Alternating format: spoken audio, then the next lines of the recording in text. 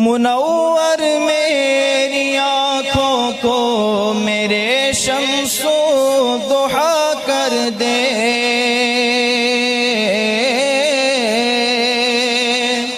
منور میری آنکھوں کو میرے شمس و ضحیٰ کر دے، غموں کی دھوپ میں وہ سایہ زلف دوتا کر دے غموں۔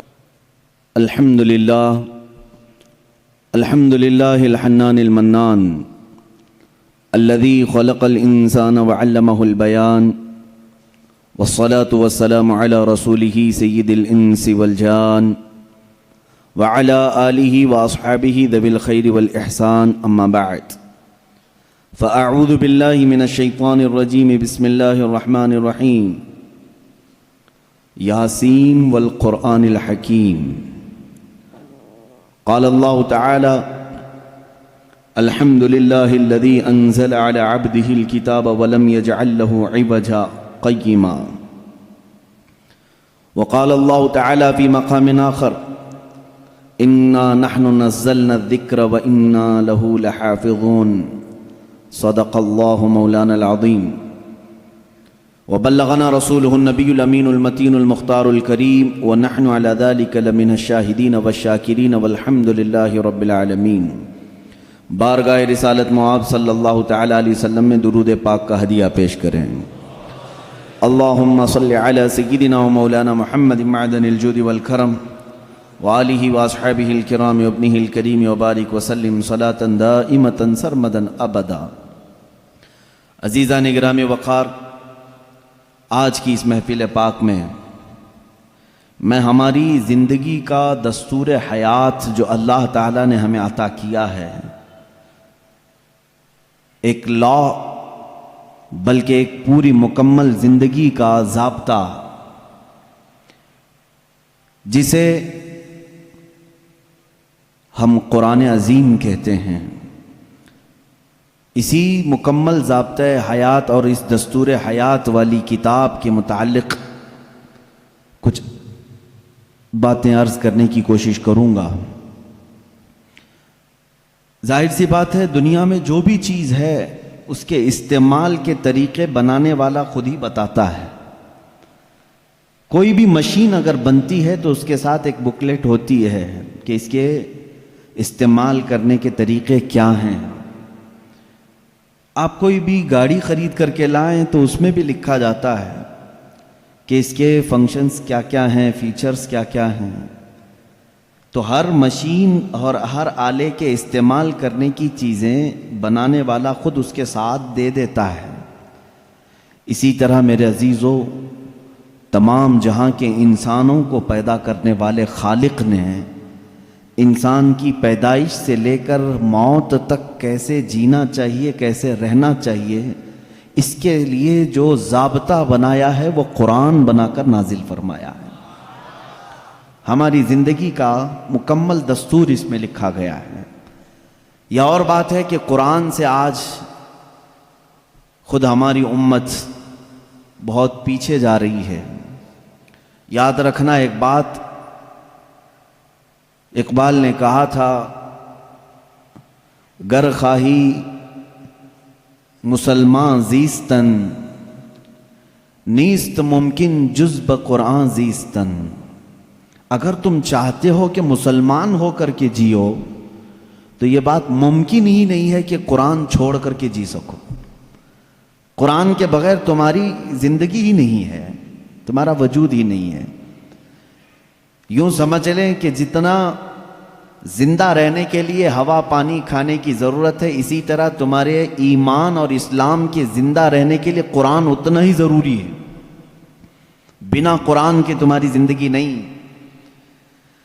قرآن ایک ضابطۂ حیات صرف مسلمانوں کے لیے نہیں، اگر لوگوں کی تعصب کی عینک نکل جائے تو میں کہتا ہوں یہ سارے جہاں کے انسانوں کے لیے ضابطۂ حیات ہے، پورے دنیا کے انسانوں کے لیے، چاہے وہ آج کسی بھی دین سے تعلق رکھتے ہوں، ان سب کے لیے قرآن ضابطۂ حیات ہے۔ قرآن بتاتا ہے جینے کے سلیقے کیا ہیں۔ کون سی چیز تمہارے جسم کو فائدہ پہنچا سکتی ہے، کون سی چیز نقصان پہنچا سکتی ہے۔ اب میں آپ کو بتاؤں، گاڑی کسی نے بنایا اور آ کر کے آپ مجھ سے سوال کر رہے ہیں اس گاڑی میں کیا ڈالوں، میں تو آپ سے یہی کہوں گا گاڑی بنانے والے سے پوچھو، وہ زیادہ بہتر جانتا ہے۔ عزیزان گرامی، آج یہی حال ہمارا ہے۔ ہمیں پوچھنا یہ چاہیے تھا کہ میرے جسم کا نظام کون سی غذاؤں سے بہتر چلے گا، اے مولا تو ہی بتا، اس لیے کہ تو نے مجھے بنایا ہے۔ اور اللہ سے پوچھنا ہو تو قرآن کھولنا ہوگا، اس مولا نے بہت پہلے ہی تمہیں سارے ضابطے بیان کر دیے۔ اب ایک بات یہ بھی سمجھ کر کے چلیں، بنانے والے نے جو تمہیں ٹرمز کنڈیشن اور جو رولز ریگولیشن بتائے ہیں اس کے خلاف استعمال کرو گے تو مشین کا کیا ہونا ہے وہ سب تمہیں معلوم ہے۔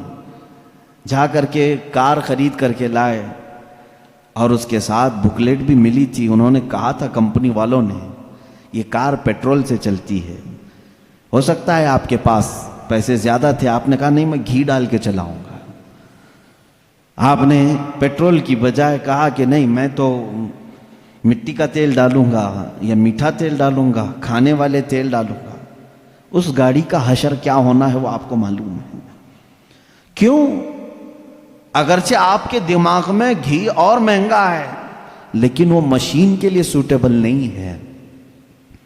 اسی طرح اے مسلمانوں، اے مومنوں، اللہ تبارک و تعالیٰ نے تمہارے جسم کو بنایا ہے، ایک ایک رگ کو، ایک ایک بال کو اس نے پیدا کیا ہے، وہ بہتر جانتا ہے کہ تمہارے جسم کے لیے کون سی چیز سوٹیبل ہے۔ اس کے بتائے ہوئے تعلیمات کو چھوڑ کر کے اگر تم دنیا کی سنو گے تو ظاہر سی بات ہے یہ ایسی ہی ہے جیسے بنانے والے کو چھوڑ کر کے دوسرے سب کے پاس جا رہا ہے آدمی۔ آپ سب دنیا کے اصول جانتے ہیں، پیٹ درد ہو، سر درد ہو، پیر درد ہو، کہیں پر بھی کچھ ہو جسم، تو آپ کسی کسان کے پاس بھی نہیں جاتے، انجینئر کے پاس بھی نہیں جاتے، حالانکہ کسان کھیتی باڑی بہت جانتا ہے، اسے جا کر پیٹ درد کیوں نہیں بتاتے، اسے کیوں نہیں کہتے کہ آپریشن کر دو، آپ کو معلوم ہے وہ پھوڑے سے آپریشن کرے گا۔ انجینئر کے پاس آپ نہیں جاتے اپنے جسمانی بیماریوں کو دکھانے کے لیے، اس لیے کہ آپ کو معلوم ہے امراض جسمانی سے جس کا تعلق ہے وہ ڈاکٹر ہوتا ہے، اسی سے پوچھنا چاہیے کیونکہ وہ ہمارے جسم پر ریسرچ کر چکا ہے۔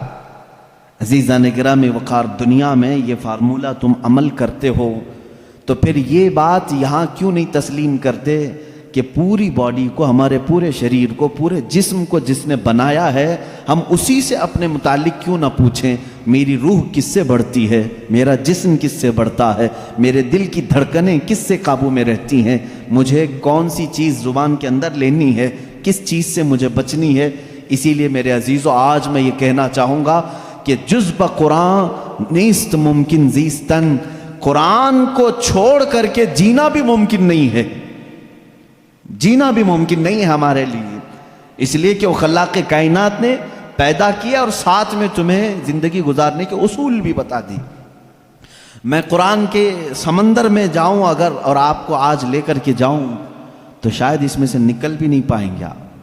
ایک ایسے سمندر کا نام ہے یہ جس میں جو جتنا غوطہ لگایا اتنی موتیاں لے کر کے آیا، اور اس کے عجائبات، اس کے اسرار، اس کے رموز کبھی ختم نہیں ہوں گے۔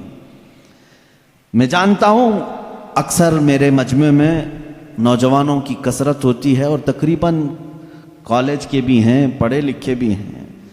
میں سب سے کہوں گا آج اپنا سارا علم سمیٹ کے بیٹھو، اور میں آج تم سے مخاطب ہوں، آپ سے مخاطب ہوں۔ میں سارے علوم پر آج انشاءاللہ ڈسکس کرنے کی کوشش کروں گا، سارے نہیں، جتنے میرے بساط کے مطابق ہیں۔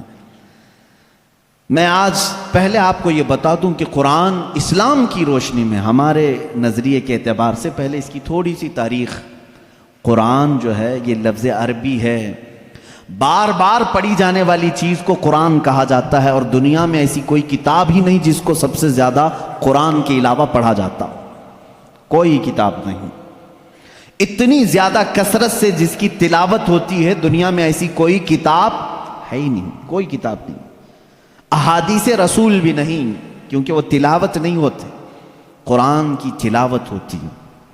کروڑوں مسلمان ہیں، اور بغیر قرآن کی تلاوت کیے کسی کی نماز بھی ممکن نہیں، کسی کی نماز بھی نہیں ہے۔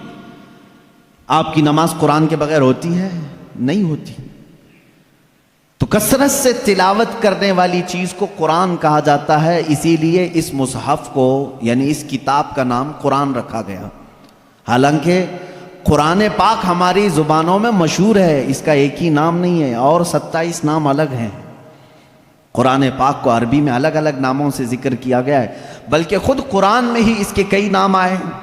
قرآن میں اللہ تعالیٰ نے اس کو فرقان بھی فرمایا، اسی کو تنزیل بھی فرمایا، اسی کو کتاب بھی فرمایا، اسی کو نور بھی فرمایا، اسی کا ایک نام شفا بھی ہے، اسی کا ایک نام رحمت بھی ہے، اسی کا ایک نام البیان بھی ہے، اسی کا ایک نام احسن الحدیث ہے، اسی کا ایک نام البرہان ہے، اسی کا ایک نام المیزان ہے، اسی کا ایک نام الامانہ ہے، اور اسی کا نام قرآن پاک بھی ہے۔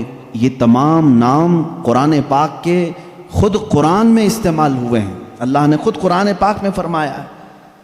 کثیر نام ہے، اور ہر نام کی ایک الگ الگ وجہ ہے کہ کیوں اس کا نام یہ رکھا گیا۔ اب اندازہ کرو آپ کہ میں ایک ایک نام کی تشریح بیان کروں تو 27 دن تو اسی میں لگ جائیں گے کہ قرآن کے نام کیا کیا ہیں۔ ایک ایک نام قرآن کیوں کہا گیا، میں تو اس کی ایک مختصر وجہ بتایا نا، سب سے زیادہ پڑھی جانے والی چیز ہے، اس لیے اس کو کیا کہتے ہیں؟ قرآن۔ اسی طرح بیان، اللہ نے فرمایا ہر چیز کا اس میں بیان ہے، کچھ بھی نہیں چھوڑا گیا ہے، اس لیے اس کو بیان کہتے ہیں۔ تنزیل، اس لیے کہ یہ اتارا گیا ہے، اس لیے اس کو تنزیل کہتے ہیں۔ احسن الحدیث ہے، سب سے اچھی بات کو کہتے ہیں عربی میں، اور قرآن سے اچھی بات کوئی ہے نہیں، اس لیے اس کا نام احسن الحدیث ہے۔ اس کا ایک نام شفا ہے، اس لیے کہ اس کی آیتیں مریضوں پر پڑھو تو شفا ملتی ہے۔ اس کا نام ہدا ہے، اس لیے کہ اس میں ہدایت کی آیتیں ہیں، بھٹکا ہوا بندہ اگر پڑھ لے تو سیدھے راستے پر آ جائے۔ اس کا نام رحمت ہے، اس لیے کہ غم میں اگر کبھی بندہ اس کو پڑھ لے، بلکہ حضور اکرم صلی اللہ علیہ وسلم نے فرمایا اپنی میتوں پر سورہ یاسین پڑھو، ان پر رحمت ہوتی ہے۔ تو قرآن کا نام رحمت بھی ہے، اسی لیے قرآن کے اسماء اور قرآن کے ناموں کی تفصیل اپنا ایک الگ ٹاپک ہے۔ لیکن میں آپ کو بتاؤں، جس قرآن کو ہم نے ترک کیا ہوا ہے آج، اے میرے عزیز بچوں، آج کی محفل کے بعد میں سب سے کہوں گا عہد کر کے اٹھنا کہ اے اللہ مجھے اس وقت تک موت نہ دے جب تک میرے سینے میں قرآن کا کوئی حصہ نہ آ جائے۔ اس لیے کہ رسول کریم صلی اللہ علیہ وسلم نے فرمایا جس مسلمان کے سینے میں قرآن کا کوئی حصہ نہیں، حضور پاک صلی اللہ تعالیٰ علیہ وسلم نے فرمایا وہ قبرستان کی طرح ویران ہے۔ جس گھر میں قرآن کی تلاوت نہیں ہوتی وہ گھر ویران ہے، خراب۔ حضور اکرم صلی اللہ علیہ وسلم نے فرمایا وہاں سے فرشتوں کی دوری ہوتی ہے، اور شیاطین اور سرکش جنات ان کے گھروں میں بسیرا کرنے لگتے ہیں جن گھروں میں قرآن کی تلاوت نہیں ہوتی۔ قرآن کا ایک حصے سے مراد چند آیتیں، چند سورتیں بھی اگر تمہیں یاد ہیں، انشاءاللہ العزیز آپ اس کی فضیلت کے ساتھ قیامت کے دن شفاعت کے مستحق بھی ہوں گے۔ قرآن کا تھوڑا حصہ بھی اگر تمہارے سینے میں موجود ہے، اس لیے کہ اللہ کے حبیب صلی اللہ تعالیٰ علیہ وسلم سے صحابہ اکرام نے فرمایا، عرض کیا آقا دنیا سے جانے کے وقت سب سے اچھی چیز کیا لے کر کے جائیں اس دنیا میں؟ حضور پاک صلی اللہ علیہ وسلم نے فرمایا رب تعالیٰ کے نزدیک وہ بندہ دنیا میں لانے والی چیزوں میں سب سے بہتر ہے جو قرآن اپنے ساتھ لایا ہو۔ قرآن اپنے ساتھ لایا ہو مطلب کیا ہے؟ قبر میں یہ لکھا ہوا قرآن رکھ دیا آپ نے اور یہ سوچا کہ ہماری میت قرآن لے کر جا رہی ہے۔ میاں قرآن یہ ورقی قرآن نہیں کہہ رہا ہوں میں، قرآن وہ نفس قرآن جو لوح محفوظ میں ہے اور تمہارے دلوں میں اترا ہوا ہے، اس قرآن کی بات کر رہا ہوں۔ وہ قرآن جس نے بھی اپنے سینے میں رکھا اور اللہ کی بارگاہ میں گیا، اس کی سفارش قرآن کی مردود نہیں ہوتی۔ رسول کریم صلی اللہ تعالیٰ علیہ وسلم فرماتے ہیں دو چیزیں تمہارے عمل میں سے، تمہارے عمل جتنے بھی ہیں دنیا میں، جیسے نماز، روزہ، حج، زکوٰۃ، خیرات، صدقات، یہ سب جو اعمال ہیں، ان سارے اعمال میں سے دو عمل ایسے ہیں، حضور پاک صلی اللہ علیہ وسلم فرماتے ہیں وہ قیامت کے دن ان کو اللہ تعالیٰ شکل دے گا، انسانوں جیسی ایک شکل، اور وہ اپنے ساتھی کی سفارش کرنے کے لیے جھگڑا کریں گے۔ وہ آئیں گے سفارش کے لیے. پوچھا گیا وہ کون سی ہیں؟ کہا ایک روزہ رمضان، اللہ تعالیٰ اس کو شکل دے گا، اور دوسرا قرآن، اس کو بھی شکل دی جائے گی. حضور اکرم صلی اللہ تعالیٰ علیہ وسلم نے فرمایا جس کے حق میں یہ دونوں نے سفارش کر دی اس پر جنت واجب ہو گئی، اور جس کے خلاف آ کر کے یہ دونوں کھڑے ہو گئے، میرے آقا صلی اللہ علیہ وسلم فرماتے ہیں پھر اس پر دوزخ میں جانا لازم ہو جائے گا. اگر یہ دونوں آ کر کھڑے ہو گئے کسی کے خلاف، قرآن اور رمضان. رمضان کہے گا کہ مولا میں اس کے گھر جاتا تھا، اس نے بے حرمتی کی ہے، میری بے عزتی کی ہے، میں جب جاتا تھا تو یہ بے حیائیاں ویسے ہی کرتا تھا، میرا ادب و احترام کبھی نہیں کیا اس نے. اگر رمضان ہمارے خلاف کھڑا ہو گیا، اور قرآن اگر یہ کہہ دیا کہ مولا کبھی اس نے مجھے اپنے سینے سے نہیں لگایا، کبھی میری آیتیں تلاوت نہیں کیا، اس کو آج معاف نہ کیا جائے، رب تعالیٰ ان دونوں کی سفارش اس حق میں بھی قبول کرے گا اور دوزخ میں بھیجے گا. اللہ کے رسول صلی اللہ تعالیٰ علیہ وسلم جو سید المعصومین ہیں، بخشے ہوئے ہیں، وہ دعا یہ کرتے تھے اللہم اجعل القرآن حجتا لنا لا حجتا علینا. اے اللہ قرآن کو قیامت کے دن ہمارا سفارشی بنا، ہمارے خلاف مقدمہ کرنے والا نہ بنا. اندازہ کرو رسول کریم صلی اللہ تعالیٰ علیہ وسلم جب یہ دعا فرماتے تھے، اس قرآن کو تم ہلکا نہ سمجھو. اے مسلمانوں، سوچنے کی بات ہے، تمہارے پاس 1000 کتابیں نہیں ہیں، ایک ہی قرآن ہے جس سے ساری امت کو جوڑا گیا ہے. اور حد تو یہ بھی ہے، اسلام میں اسلام کے نام پر 70 سے زیادہ فرقے بنے، بہت فرقے بنے. ہر صدی میں کچھ نہ کچھ فرقے جنم لیتے رہے اور مرتے بھی رہے، آج بھی ہیں. 70 سے زیادہ فرقے پائے جاتے ہیں، بلکہ خود شیعوں میں 70 فرقے ہیں، خوارج میں الگ فرقے ہیں، ان کے علاوہ اور دوسرے فرقے جیسے قادیانی ہیں، بدعقیدہ ہیں، جو اسلام کی کچھ نہ کچھ بنیادی چیزوں سے انحراف کرتے ہیں. لیکن میں آپ کو بتاؤں، تقریباً جتنے اسلامی فرقے ہیں سب کا اتفاق ہے کہ قرآن یہی ہے، کوئی اور نہیں. یہ 30 پارے جو قرآن کے ہیں اس پر سب کا اتفاق ہے. یہ بھی قرآن کا ایک معجزہ ہے. دوسرے سارے مسئلوں میں اختلاف چل رہا ہے، لیکن قرآن کا الف لام میم سورہ فاتحہ سے شروع ہو کر والناس پہ ختم ہونے میں تقریباً سارے فرقے اس کو تسلیم کرتے ہیں. شیعوں کا ہمارا اختلاف ہے، اہل حدیث سے اختلاف ہے، دیوبندیوں سے اختلاف ہے، رافضیوں سے اختلاف ہے، قادیانیوں سے اختلاف ہے، لیکن جا کر کے سارے مکاتب فکر میں آپ دیکھیں سب کے ہاں یہی قرآن پڑھا جاتا ہے، یہی قرآن ہے. اسی لیے میں کہتا ہوں ایک قرآن ہے، لیکن اس امت نے اس کو اتنا بوجھل کیوں سمجھا ہے، اس کو اتنا بھاری کیوں سمجھا ہے، جبکہ وہ مولا اسی قرآن میں یوں فرماتا ہے، ایک بار نہیں 4 بار فرما رہا ہے وَلَقَدْ يَسَّرْنَا الْقُرْآنَ لِلذِّكْرِ فَهَلْ مِن مُدَّكِرٍ. ہم نے قرآن کو یاد کرنے کے لیے آسان بنایا ہے، ہر کوئی یاد کرنے والا، اور وہ اتنا آسان ہے، اتنا آسان ہے. میں نے خود دیکھا ہے کہ وہ بچے جن کو ابھی سوجھ بوجھ بھی نہیں آتی، سمجھ بوجھ بھی نہیں آتی، وہ بھی جب قرآن یاد کرنے لگ جاتے ہیں تو ان کے سینوں میں قرآن اتر جاتا ہے. جب میں خود قرآن حفظ کرنے کے لیے نکلا تھا، ہماری عمر 11 سال کی تھی، بہت سارے معاملات سمجھ میں نہیں آتے تھے، لیکن ہم نے تیزی سے یاد کیا. اللہ کا فضل تھا، ہمارے ساتھ کچھ ایسے بھی تھے جن کو 2+2 کیا ہوتا ہے یہ بھی نہیں معلوم تھا، لیکن وہ 30 پارے کے حافظ تھے. دوسری چیزوں میں اگرچہ ذہن کند ہو، لیکن قرآن ایک معجزہ ہے جو یاد کرنے والے کے سینے میں اتر جاتا ہے. ہاں یہ اس کے ساتھ نہیں جاتا جو اس کو بھاری سمجھتا ہے، جو اس کو بوجھل سمجھ کر کے چھوڑا اس کے ساتھ نہیں جاتا، اور جو اس سے محبت کیا اس کے سینے میں بہت آسانی سے اترتا ہے. میں نے تو محسوس کیا ہے، ہمارے ساتھ ایسا بھی ہوتا رہا ہے، استاد بیٹھے ہوئے ہیں سنتے رہتے تھے. ایک دن کا اتفاق ایسا ہوا کہ خبر یہ لگی کہ کل شاید استاد آنے والے نہیں ہیں. موج مستی کرتے ہیں سارے، کل کا تو سبق چھٹی ہے، کچھ یاد نہیں، کیونکہ پہلے ہی معلوم ہو گیا استاد نہیں آنے والے ہیں. اور صبح 8 بجے سے کلاس چلتی تھی، 9 بجے تک نہیں آئے تو پکا ہو گیا کہ آئیں گی. کلاس بند کر کے نکلنے ہی والے تھے کہ استاد سامنے نظر آ گئے. سب کو کہا بیٹھو، میری کوئی چھٹی نہیں ہے، میں تاخیر ہو گیا تھا، بس مؤخر ہو گیا تھا. اب سبق سنانے کے لیے جس کو بھی بلایا جائے، ظاہر سی بات ہے جو سختیاں ہوتی تھیں کہاں سے، رات کو یاد نہیں کیے، صبح یاد نہیں کیے، سامنے اچانک سننے کے لیے. ایسے عالم میں میرا خود کا تجربہ بھی ہے، کئی ہمارے ساتھیوں کا بھی تجربہ ہے. قرآن پر ہاتھ رکھا، دل سے کہا اللہ کا کلام ہے، اتر جا جلدی سے، بس اور کچھ نہیں. شاید 10 منٹ لگے ہوں، 15 منٹ لگے ہوں، قرآن کے 2 صفحے یاد ہو جاتے تھے. جتنی جلدی پانی ہضم نہیں ہوتا اس سے جلدی قرآن یاد ہوتا تھا. کر کے تو دیکھا ہوتا آپ نے، کر کے تو دیکھا ہوتا. شروع میں شیطان بہت ورغلاتا ہے، بہت بہکاتا ہے، یاد کرنے نہیں دیتا اور بھگاتا ہے، لیکن جو جم گیا تو پھر قرآن ہی اس کا مددگار بھی ہوتا ہے، قرآن اس کا مددگار ہوتا ہے.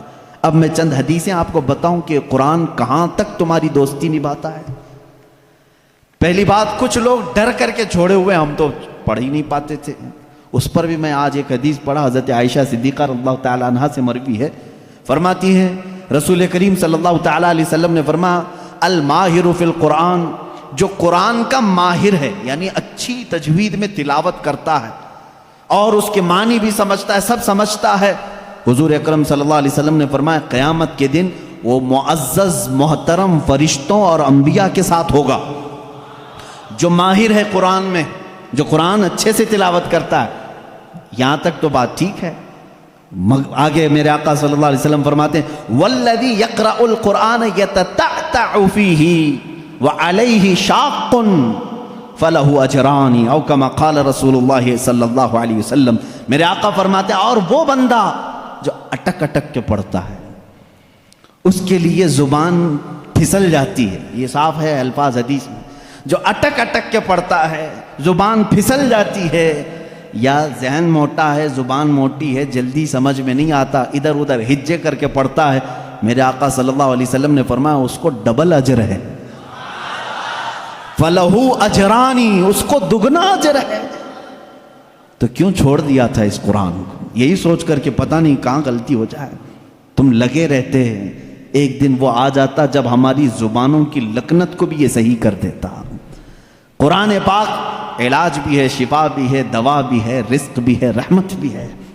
عزیزان گرامی، میرے آقا صلی اللہ تعالیٰ علیہ وسلم نے فرمایا، احادیث کے چند جملے میں آپ کے سامنے رکھ دوں. رسول پاک صلی اللہ تعالیٰ علیہ وسلم فرماتے ہیں کہ جو قرآن گھر میں تلاوت کرتا ہے اس کے لیے ایک فرشتہ ہے جس کا نام سکینہ ہے. حضرت اسید بن حضیر رضی اللہ تعالیٰ عنہ ایک صحابی ہیں، وہ رات میں تلاوت کر رہے تھے، اچانک بادل کا ایک ٹکڑا نیچے آ گیا. بادل کا ٹکڑا کبھی نیچے آپ نے دیکھا نہیں ہوگا، اس میں کیا ہوتا ہے معلوم ہے؟ جیسے فریج کھولنے کے بعد بہت تیز شبنم جیسی ٹھنڈک رہتی ہے، اس طرح بادلوں کو کچھ جمی ہوئے پانی اور برف جیسی چیزیں گھیری ہوئی رہتی. ایک ٹکڑا ان کے اوپر آ گیا. حضرت اسید ڈر گئے، ان کا گھوڑا ہنانے لگا، تیزی سے اچھل کود کرنے لگا، اور وہ قرآن پڑھ رہے تھے اس وقت. اور انہوں نے قرآن چھوڑ دیا اور صبح حضور اکرم صلی اللہ علیہ وسلم کے دربار میں آئے. کہا یا رسول اللہ صلی اللہ علیہ وسلم، مجھے ڈر لگ رہا ہے، رات کو میں چھت پر بیٹھ کر قرآن پڑھ رہا تھا، صرف میری بیوی ہے اور میرے گھر میں ایک گھوڑا ہے، مجھے ڈر یہ لگا کہ آسمان سے کچھ برس جائے گا اور میں ہلاک ہو جاؤں گا.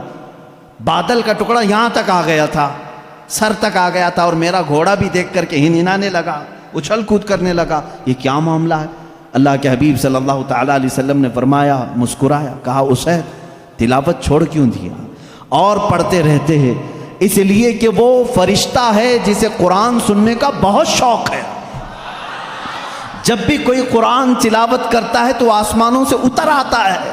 یہاں تک کہ میرے آقا صلی اللہ علیہ وسلم نے فرمایا فجر کی نماز میں آؤ، اپنے منہ صاف کر کے آؤ، اپنے منہ کی بدبو نکال کر کے آؤ. پوچھا کیوں؟ فرماتے ہیں میرے آقا صلی اللہ علیہ وسلم، جب تم نمازوں میں قرآن کی تلاوت کرتے ہو کچھ ایسے فرشتے ہیں وہ اپنا منہ تمہارے منہ سے لگا دیتے ہیں، تو منہ کی بدبو نہ ہو، فرشتوں کو تکلیف نہ ہو، اس لیے کہ وہ قرآن سننے کے شوقین ہیں. جب تم تلاوت کرتے ہو تو وہ اتر جاتے ہیں اور تمہارے منہ سے اپنا منہ لگا لیتے ہیں۔ قرآن کی یہ برکت ہے میرے عزیزوں، دوسری کتابوں کے لیے کہیں ایسی فضیلت نہیں ملتی۔ یہ تو میں دائرہ اسلام میں موجود میرے آقا صلی اللہ تعالیٰ علیہ وسلم کی بتائی ہوئی حدیثیں آپ کو پہلے بتا رہا ہوں، میں پھر دنیاوی معاملات میں بھی آؤں گا کہ قرآن کہاں کہاں ہماری رہنمائی کرتا ہے۔ پہلے تو ہم اپنے دائرے میں دیکھیں، ہم چھوڑے ہوئے ہیں نا اس کو۔ اقبال نے کہا تھا وہ زمانے میں معزز تھے مسلمان ہو کر، آج تم خار ہوئے ہو تاریک قرآن ہو کر۔ آج تم خار ہوئے ہو تاریک قرآن ہو کر، قرآن چھوڑ کر کے ہی ذلیل ہوئے ہیں، باقی اور کوئی وجہ نہیں ہے۔ اللہ تبارک و تعالیٰ نے جو مقدس چیز تمہارے لیے اتاری، پچھلی امتوں کو کبھی یہ چیز نہیں ملی، قرآن جیسی برکت کسی امت کو نہیں ملی جو امت مصطفیٰ صلی اللہ علیہ وسلم کو ملی۔ تورات آئی ہے، انجیل آئی ہے، زبور آئی ہے، سب کو معلوم ہے نا، آسمانی کتابیں آئی۔ جاؤ اے مسلمانوں، ڈھونڈ کر کے لاؤ تورات کا ایک نسخہ جو موسیٰ علیہ السلام پر اترا تھا، ڈھونڈ کر کے لے آؤ انجیل کا ایک نسخہ کہ جو عیسیٰ علیہ السلام پر اترا تھا، زبور کا ایک نسخہ لے کر کے آؤ۔ آج وہ کتابیں ناپید ہیں، اور اگر ہیں تو اس میں اختلاف۔ خود عیسائیوں کے ہاں 4 قسم کی انجیلیں پائی جاتی ہیں، یہودیوں کے ہاں تورات اولڈ ٹیسٹمنٹ میں، یونان والوں کا الگ، فلاں جگہ کا الگ، جرمنی کے الگ، UK کے الگ، امریکہ کے الگ۔ جا کر کے دیکھو گے تو ان کے نسخوں میں الگ الگ تبدیلیاں ہیں۔ زبور نام کی جو کتاب تھی داؤد علیہ السلام پر، وہ کہاں ہے؟ اس کی کتنی آیتیں غائب، کسی کو نہیں پتا۔ لیکن دنیا میں اگر خالد ہمیشہ رہنے والی کوئی کتاب ہے تو قرآن مقدس ہے۔ تم جاؤ امریکہ میں بھی تمہیں یہی قرآن ملے گا جو سورہ فاتحہ سے شروع ہو رہا ہے، عرب میں جاؤ یہی قرآن ملے گا جو والناس پہ ختم ہو رہا ہو، ہندوستان میں آؤ یہی قرآن ملے گا جس کے درمیان میں سورہ کہف ہے۔ کہیں پر بھی جاؤ قرآن اسی طرح سے آج موجود ہے۔ تمہیں ڈرنے کی ضرورت نہیں، اے مسلمانوں، قرآن کہیں ضائع نہیں ہوگا، کہیں ضائع نہیں ہوگا۔ آج کچھ لوگ یہ سوچتے ہیں کہ قرآن کو ہم مٹا دیں گے، خاک مٹا دیں گے، خاک مٹا دیں گے۔ تم جیسے بہت آئے، تمہارے سے بڑے بڑے بلکہ سڑے سڑے بھی آئے، قرآن کا کچھ نہیں کر سکے، اس لیے کہ اس کے حفاظت کی ذمہ داری خود اللہ نے لی ہے۔ قرآن میں خود فرماتا ہے اِنَّا نَحْنُ نَزَّلْنَا الذِّكْرَ وَإِنَّا لَهُ لَحَافِظُونَ، ہم نے ہی قرآن کو اتارا ہے اور ہم ہی اس کی حفاظت کرنے والے ہیں۔ اب اللہ کے ذمے میں ہے، اسی لیے قرآن کی حفاظت کا ذمہ امت کو نہیں دیا گیا، ورنہ یہی حال ہوتا جیسے پہلے کی امتوں نے کیا۔ عیسائی علماء کیا کرتے تھے؟ امیروں کے لیے الگ آیتیں بتاتے تھے، غریبوں کو الگ آیتیں بتاتے تھے، پیسہ لیتے تھے، آیتیں بدل دیتے تھے۔ اگر امت کے حوالے یہ قرآن بھی چھوڑ دیا جاتا تو دنیا دار زر خرید مولوی وہ قرآن کو بھی بیچ دیتے ہیں، حکومت کو راضی کرنے کے لیے آیتیں بدل دیتے ہیں، لیکن اللہ نے امت کے حوالے نہیں رکھا، خود اپنے حفظ و امان میں رکھا ہے۔ قرآن کو کوئی بدل نہیں سکتا، لا تبدیل لکلمات اللہ، رب تعالیٰ خود فرما رہا ہے اللہ کے ایک کلمے میں بھی تبدیلی نہیں۔ خوف کس بات کا تمہیں؟ اس کی قرآن کی اتنی حفاظت کی گئی ہے کہ اس کے سارے الفاظ گن کے رکھ لیے گئے ہیں، ایک لفظ بھی اگر کم ہو گیا تو پتہ چل جائے گا یہ قرآن نہیں ہے۔ الفاظ تو دور کی بات ہے میرے عزیزوں، اس کی صورتیں محفوظ ہیں، 114 صورتیں ہیں، اس میں ایک کم بھی نہیں ہوگی، زیادہ بھی نہیں ہوگی۔ ہم یہ سب محفوظ ہیں، جو عالم ہوگا، جو حافظ ہوگا، کروڑوں کی تعداد میں علماء بھی ہیں، وہ سب کو معلوم ہے، یعنی قرآن کی یہ باتیں جاننے والے علماء کی بات کر رہا ہوں، سب کو معلوم ہے کہ قرآن میں 114 صورتیں ہیں، 540 رکوع ہیں۔ اتنا ہی نہیں بلکہ اس کے جو ہے حرف بھی گن لیے گئے، آیتیں بھی گن لی گئی ہیں، 6666 آیتیں ہیں، حروف بھی گنے گئے ہیں، زبر بھی گنے گئے ہیں، زیر بھی گنے گئے ہیں، بلکہ اس کے نقطے بھی گن کے رکھے گئے ہیں، کہیں ایک نقطہ بھی کم نہیں کر سکو گے۔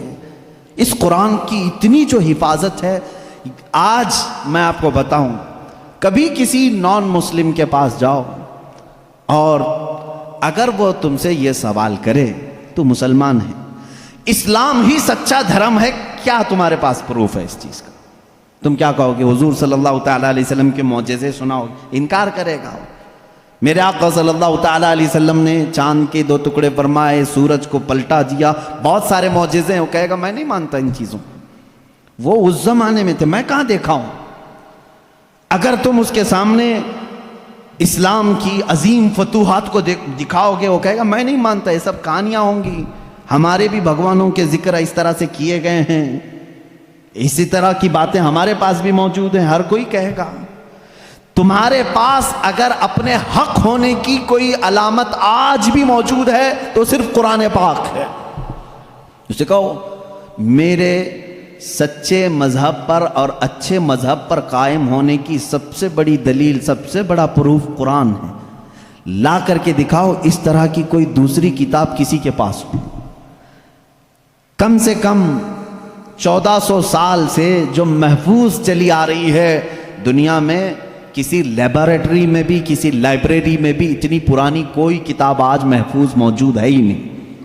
یہ میری بات نہیں، ساری دنیا کا جو دوسرے ریلیجن سے تعلق رکھتے ہیں ان کا بھی یہی قول ہے کہ قرآن سے زیادہ محفوظ اس دنیا میں اب کوئی چیز نہیں رہ گئی. اس کی حفاظت کو اللہ نے اس طرح سے ترتیب دے کر فرمایا ہے کہ مسلمان اپنے بچوں کو حافظ قرآن بناتے ہیں اور اس کی حفاظت میں لگے ہوئے ہیں. اللہ تعالیٰ نے سینوں کو چنا ہوا ہے اس قرآن کی حفاظت کے لیے. خیر میرے عزیزوں، احادیث کریمہ میں یہ ہے، حضور اکرم صلی اللہ تعالیٰ علیہ وسلم فرماتے ہیں قیامت کے دن ایک بندہ آئے گا جو قرآن تلاوت کرتا تھا، اس کے حساب کی باری آئے گی تو رب تعالیٰ اس سے فرمائے گا اقرأ القرآن وارتقی ورتل، اے بندے قرآن یہاں پر بھی پڑھ جیسے دنیا میں پڑھتا تھا، جیسے تو قرآن پڑھتا تھا یہاں پر بھی پڑھ. اور جب تک وہ پڑھتا رہے گا رب تبارک تعالیٰ فرماتا ہے ورتقی ورتل، ایک آیت پڑھ ایک درجہ اوپر، دوسری آیت پڑھ دوسرا درجہ اوپر، تیسری آیت پڑھ تیسرا درجہ اوپر. جنت میں وہ درجے طے کرتا جاتا رہے گا، جہاں جا کر کے وہ قرآن کی تلاوت ختم کرے گا کہا جائے گا یہی تیرا درجہ ہے. میرے آقا صلی اللہ تعالیٰ علیہ وسلم سے پوچھا گیا کہ کیا یہ قرآن جب تک وہ تلاوت کرتا رہے گا اس کے درجے بلند ہوتے رہیں گے؟ حضور اکرم صلی اللہ علیہ وسلم کی حدیث میں ہاں، میں نے جنت میں دیکھا ہے قرآن کی تلاوت کرنے والوں سے اوپر کسی کا درجہ آیا ہی نہیں، کیونکہ یہ تلاوت کرتے کرتے، کیونکہ جو کچھ بھی جنت حاصل کرنے کا آپشن ہے نا وہ دنیا میں ہی تو ہے. تم اتنی نمازیں پڑھو تو یہ جنت ہے، اتنے روزے رکھو تو یہ جنت کا دروازہ تمہارے لیے، حج کرو تو یہ جنت کا دروازہ تمہارے لیے. سارے آپشن جنت حاصل کرنے کے دنیا میں ہیں. یہ دارالعمل ہے، مرنے کے بعد عمل ختم ہو جائے گا، لیکن قیامت میں صرف ایک عمل ہے جس کو پھر رب تعالیٰ ریپیٹ کروائے گا. وہاں نہیں کہا جائے گا نماز پھر سے پڑھ کے دکھا، حج کر کے دکھا، روزہ رکھ کے دکھا، ختم ہو گئے اعمال. لیکن قرآن پڑھنے والے کو کہا جائے گا اب بھی چاہتا ہے تو پڑھ اور اوپر چل جا اور بڑھتا جا. تو جس کو قرآن آتا ہوگا وہ پڑھتا جائے گا اور درجے طے کرتا جائے گا. یہ فضیلتیں میرے آقا صلی اللہ تعالیٰ علیہ وسلم نے سنائی، اور یہ جو حدیثیں میں ذکر کر رہا ہوں متفق علیہ اور صحیح احادیث آپ کے سامنے ذکر کر رہا ہوں. یہاں تک کہ حضور اکرم صلی اللہ تعالیٰ علیہ وسلم کی ایک حدیث ہے، قیامت کے دن وہ بچے جنہوں نے قرآن کو اپنے سینے میں رکھا تھا وہ بلائے جائیں گے، اللہ کا کلام یاد کیا، تو جب وہ آئیں گے تو رب تبارک و تعالیٰ ان بچوں کو بعد میں فرمائے گا ان کے والدین کے سر پر پہلے تاج رکھا جائے. البس والداہ تاجن یوم القیامتی، رسول کریم صلی اللہ علیہ وسلم فرماتے ہیں قیامت کے دن ایسا تاج پہنایا جائے گا جس سے سورج کی روشنی بھی پھیکی پڑے. اہل محشر پوچھیں گے یہ کیا نبی ہیں، یہ صدیق ہیں، یہ کون ہیں؟ تو فرشتے کہیں گے نہ یہ نبی ہیں، نہ صدیق ہیں، نہ شہداء ہیں، بلکہ صرف ایک حافظ قرآن کے ماں باپ ہیں، صرف ایک حافظ قرآن کے ماں باپ ہیں. جب ماں باپ کو تاج پہنایا جا رہا ہے تو جس کے سینے میں قرآن تھا اس کو کیا کیا جائے گا؟ رب تعالیٰ اس کے لیے فرماتا ہے، میرے آقا صلی اللہ علیہ وسلم نے فرمایا اس حافظ قرآن کو بلایا جائے گا اور اس سے کہا جائے گا ایسے 10 لوگ تیرے خاندان کے جن پر دوزخ میں جانا واجب ہو گیا، ان کا ہاتھ پکڑ، صرف اس کی برکت سے میں ان کی جہنم کی سزا کو معاف کر کے تیرے ساتھ جنت عطا کروں گا. اس کی سفارش قبول کی جائے گی. لیکن یاد رکھیں میرے عزیزو، حافظ قرآن قرآن کی آیات پر عمل کرتا ہو، اس کا ادب بھی کریں، احترام بھی کریں۔ آج زمانے میں حفاظ قرآن کے ساتھ بہت ہی برے سلوک دیکھنے کو ملتے ہیں۔ یاد رکھنا قیامت کے دن وہ اس عذاب میں مبتلا ہوں گے جو قرآن کی بے حرمتی کرنے والے کا عذاب ہوگا، کیونکہ وہ حافظ قرآن کی بے ادبی کرتے ہیں۔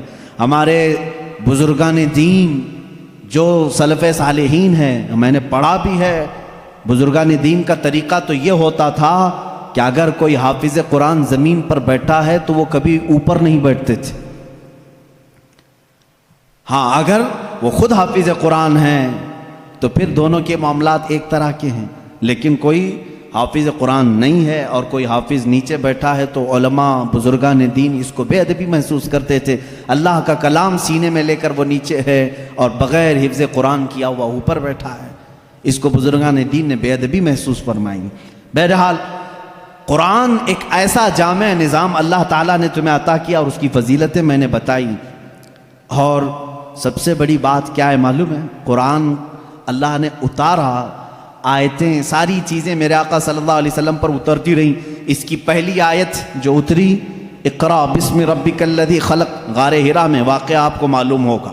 میرے آقا صلی اللہ تعالیٰ علیہ وسلم پہاڑ پر ایک غار ہے، آج بھی مکہ کے کنارے، غار حرا اس کو کہتے ہیں، جبل نور، وہاں پر عبادت کے لیے جایا کرتے تھے۔ جبرائیل امین ایک رات آئے اور روایات یہ بتاتی ہیں کہ وہ 17 رمضان المبارک کی رات تھی۔ آ کر کے انہوں نے حضور اکرم صلی اللہ علیہ وسلم سے صرف اتنا کہا اقرا، پڑھو۔ آپ صلی اللہ علیہ وسلم نے فرمایا ما انا بقاری، میں نہیں پڑھنے والا۔ بعض بے وقوف اس کا ترجمہ یوں کرتے ہیں مجھے پڑھنا نہیں آتا۔ حضور اکرم صلی اللہ تعالیٰ علیہ وسلم کو پڑھنا نہیں آتا۔ آپ نے جبرائیل امین نے سینے سے سینہ لگایا اور پھر کہا اقرا، کہا پڑھو۔ میرے آقا صلی اللہ علیہ وسلم نے وہی جواب دیا۔ 4 بار اس طرح سے ہوا، چوتھی مرتبہ جو ہے جبرائیل امین نے صرف اقرا نہیں کہا۔ اقرا کا مطلب کیا ہوتا ہے؟ پڑھ، یا آرڈر ہے، آرڈر پڑھ۔ لیکن جبرائیل امین نے جب یہ کہا اقرا بسم ربک الذی خلق، پڑھ اس رب کے نام سے جس نے پیدا کیا، میرے آقا صلی اللہ علیہ وسلم نے پڑھنا شروع کیا۔ میرے آقا نے مزاج یہ بتایا اپنی امت کو کہ پڑھو وہی جو رب تک تمہیں پہنچا ہے، تعلیم حاصل کرو وہی جو رب کے نام سے شروع ہو یا رب تک تمہیں پہنچائے۔ یہ آیتیں یہاں سے شروع ہوئیں اور آیتیں جو ختم ہوئی ہیں اس میں اختلاف ہے۔ بعض علماء نے لکھا ہے کہ الیوم اکملت لکم دینکم، یہ آخری آیت تھی جو حجۃ الوداع میں میرے آقا صلی اللہ علیہ وسلم جب آخری حج میں تھے نازل ہوئی۔ بعض علماء اور مفسرین نے فرمایا اذا جاء نصر اللہ والفتح، یہ سورہ پڑھتے ہوں گے نا آپ نماز میں، یہ قرآن کی سب سے آخری سورہ نازل ہونے کے اعتبار سے۔ ایک بات ذہن میں رکھ لیں، نازل ہونے کی ترتیب الگ ہے اور پڑھنے کی آج ترتیب الگ ہے۔ قرآن آج جو پڑھا جاتا ہے اس کی ترتیب کیسے ہے؟ سورہ فاتحہ پہلے ہے الحمدللہ، اس کے بعد سورہ بقرہ ہے، اس کے بعد سورہ آل عمران ہے، اس کے بعد سورہ نساء ہے، اس کے بعد سورہ مائدہ ہے، اس کے بعد سورہ انعام ہے، پھر سورہ اعراف ہے۔ اس طرح سے یہ سورتیں چلی اور ختم کہاں پہ ہوئی؟ سورہ والناس، قل اعوذ برب الناس ملک الناس، پڑھتے ہیں نا، یہ آخری سورہ۔ یہ پڑھنے کی ترتیب ہے، لیکن نازل ہونے کی جو ترتیب ہے وہ الگ ہے۔ پہلے آیتیں نازل ہوئی تھی 5۔ یہ باتیں میں کیوں بتا رہا ہوں، یہ لاسٹ میں آپ کو خود سمجھ میں آ جائے گا۔ ذہن میں اتنا رکھ لینا، سب سے پہلے کون سی آیتیں نازل ہوئی؟ اقرا بسم ربک الذی خلق۔ آج بھی جب بچوں کی بسم اللہ خوانی ہم کراتے ہیں تو یہی آیتیں پڑھاتے ہیں بچے کو، سب سے پہلے یہی پڑھاتے ہیں۔ 5 آیتیں میں پڑھ بھی دیتا ہوں۔ اقرا بسم ربک الذی خلق، خلق الانسان من علق، اقرا وربک الاکرم الذی علم بالقلم، علم الانسان ما لم يعلم۔ یہ 5 آیتیں ہیں جو سب سے پہلے میرے آقا صلی اللہ علیہ وسلم پر نازل ہوئی۔ جبرائیل امین لے کر آتے تھے، حضور اکرم صلی اللہ علیہ وسلم کو سناتے تھے۔ یہ قرآن کی ابتدا ہے اور 23 سال تک نازل ہوتا رہا۔ 23 ایئرس، 23 سال تک نازل ہوتا رہا۔ آخر میں کون سی آیتیں نازل ہوئی؟ ایک تفسیر کی روایت کے مطابق اذا جاء نصر اللہ والفتح ورأیت الناس يدخلون فی دین اللہ افواجا فسبح بحمد ربک واستغفرہ انہ کان توابا۔ یہ 2 چیزیں ذہن میں رکھو۔ اقرا سب سے پہلے، سورہ اذا جاء نصر اللہ سب سے آخر. یہ قرآن کے نزول کا زمانہ میں آپ کو بتاؤں 23 سال تک نازل ہوئی.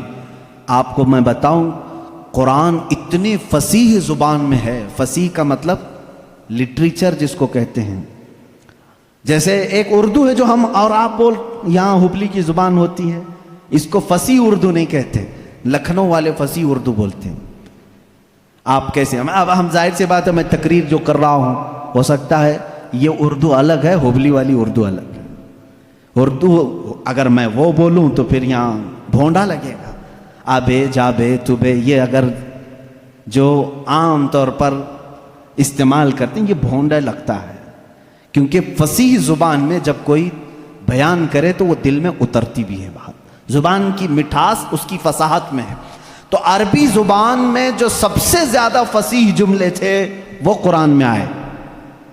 ایک بھی ہلکا جملہ نہیں آیا, ایک بھی کمتر جملہ نہیں آیا. اب جیسے ایک مثال میں آپ کو بتا دوں, گھٹنا لفظ ہے نا, گھٹنا, گھٹنے ٹیک دینا, لیکن آپ گڑگے بولتے ہیں, ہے کہ نہیں؟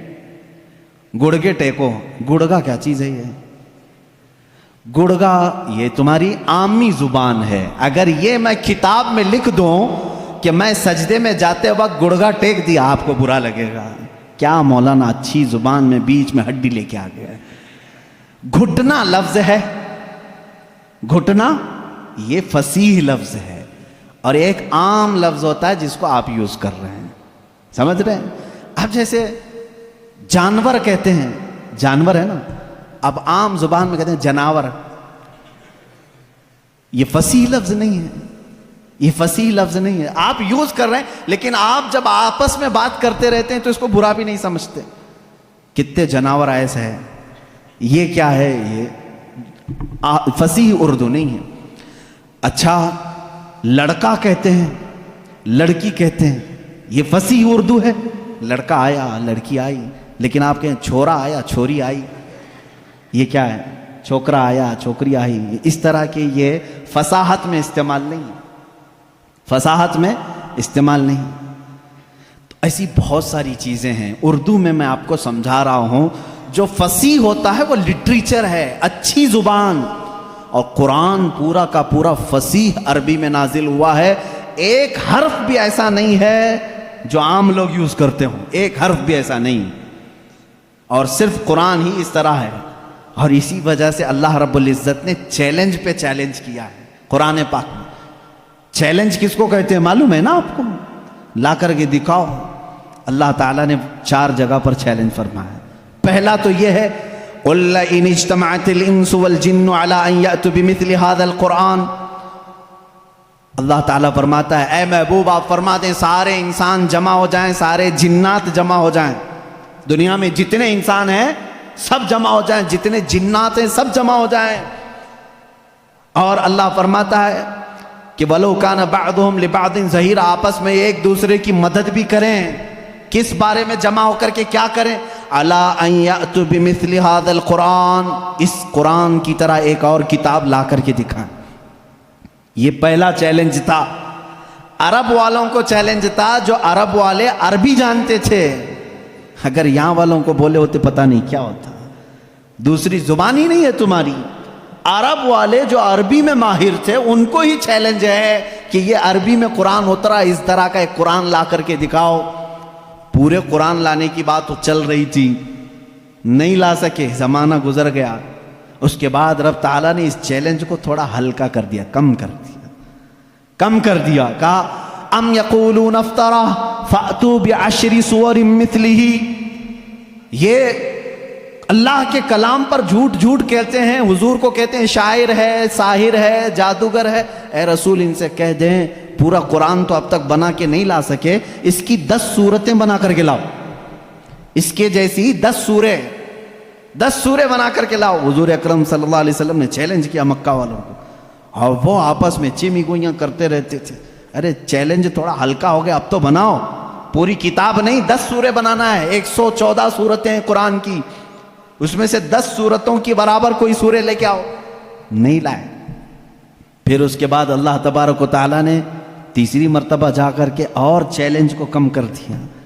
وَإِن كُنتُم فِي رَيْبٍ مِّمَّا نَزَّلْنَا عَلَىٰ عَبْدِنَا فَأْتُوا بِسُورَةٍ مِّثْلِهِ، اگر تم کو شک لگتا ہے جو کچھ بھی ہم نے اپنے بندے پر اتارا ہے تو لاؤ اس قرآن کی طرح ایک ہی سورہ. کتنی؟ ایک سورہ لے کر کے آؤ. پہلے پورا قرآن کے جیسا لانے کا چیلنج تھا، بعد میں 10 سورے لانے کا چیلنج تھا، پھر تیسری مرتبہ رب تعالیٰ نے کیا فرمایا؟ ایک سورے لے کے آؤ. نہیں لائے. اور حضور اکرم صلی اللہ تعالیٰ علیہ وسلم نے کیا فرمایا معلوم؟ ایک سورے جب وہ نہیں لا گئے، اس زمانے میں کیا ہوتا تھا؟ کمپٹیشن ہوتا تھا شعر و شاعری کا. مشاعرے ہوتے ہیں نا، اچھا شعر کس کا ہے اس کو انعام دیا جائے. جو شعر و شاعری کرتے ہیں وہ جانتے ہیں. عرب والے شعر و شاعری میں بہت مشہور تھے.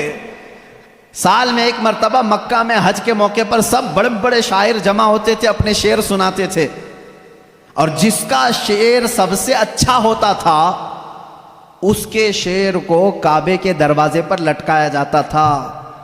اور اس کی فضیلت تھی سال بھر تک وہ شعر نکالے نہیں جاتے تھے، بلکہ اگلے سال اس سے بھی بہتر کوئی لاتا تو وہ نکالتے پھر اس کا لٹکاتے تھے.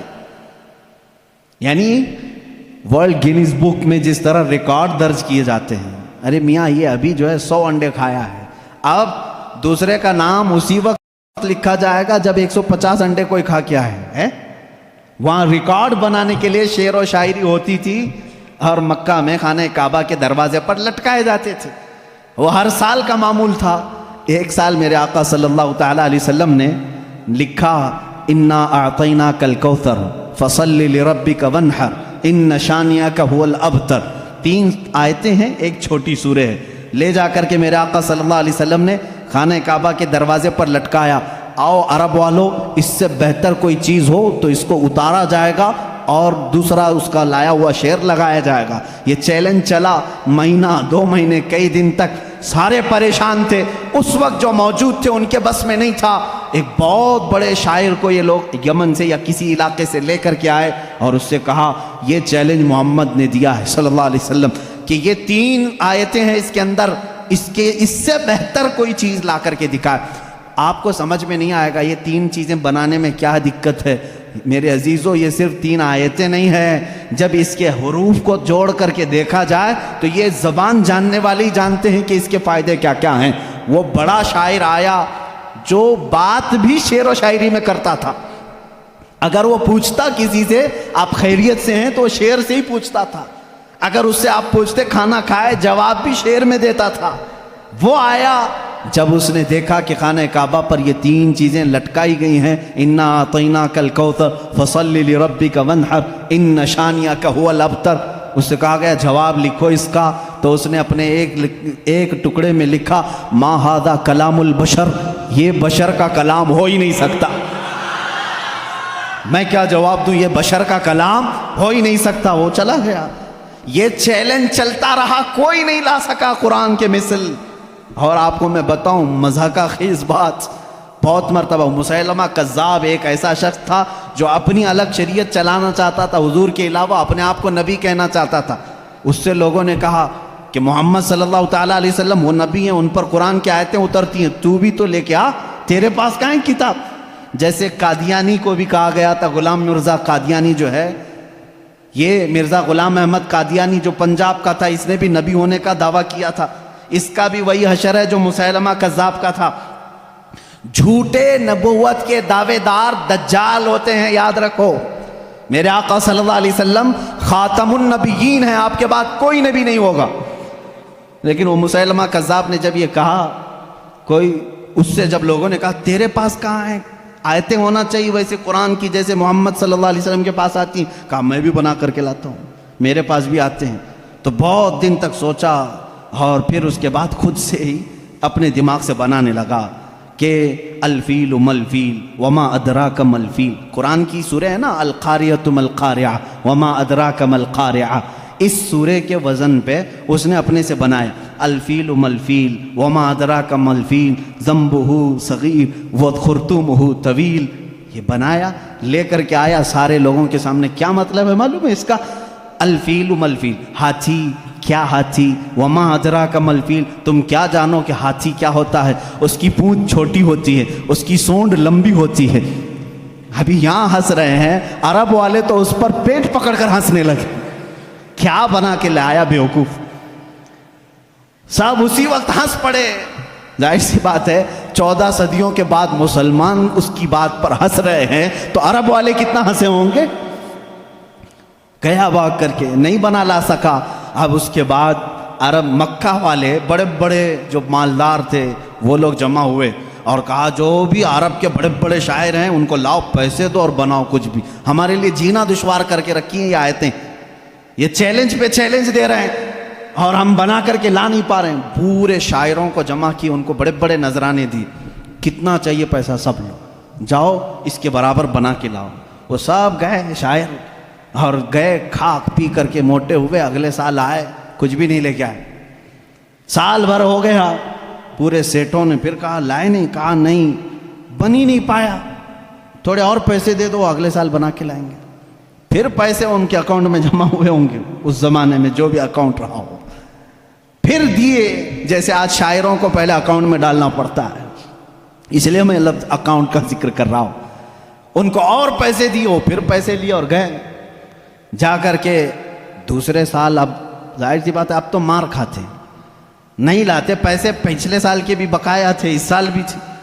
اس سال وہ آئے اور کہنے لگے کہ ویسا بن تو نہیں پایا، قرآن کے جیسی کوئی سورہ بنی تو نہیں، ہاں البتہ کچھ عیب ملے ہم کو قرآن میں جو فصیح نہیں ہے. فصیح ابھی میں نے بتایا نا، فصیح کس کو کہتے ہیں؟ جو ہائی لیول کی زبان ہے، اور اگر عام لوگ یوز کرتے ہیں اس چیز کو تو اس کو کہتے ہیں یہ فصیح نہیں ہے، یہ عام لفظ ہے.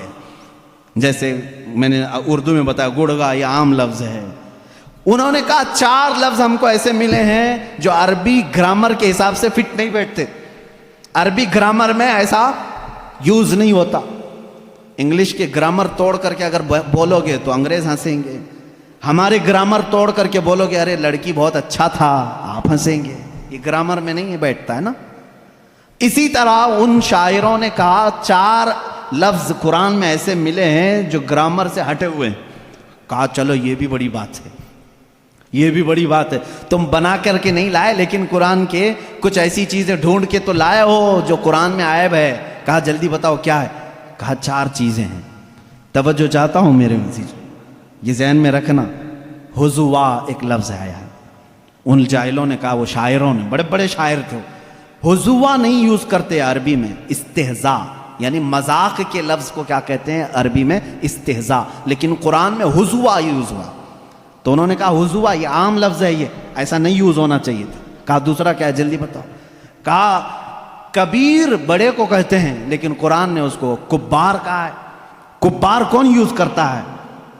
ان شاعروں نے کہا کبار یہ گرا ہوا لفظ ہے، کبیر یوز کرتے ہیں. اچھے لوگ جو ہیں وہ کبیر یوز کرتے ہیں، کبار نہیں. 2 لفظ ہوئے، حضوا، کبار.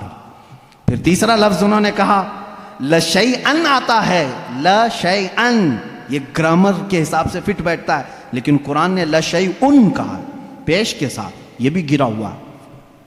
پھر کہا اچھا اور کیا ملا؟ کہا عجیب ہوتا ہے. جیسے کوئی بھی عجیب چیز کو دیکھتے ہیں عربی میں بھی اس کو عجیب کہتے ہیں، عجیب، لیکن قرآن نے اس کو عجاب کہا ہے.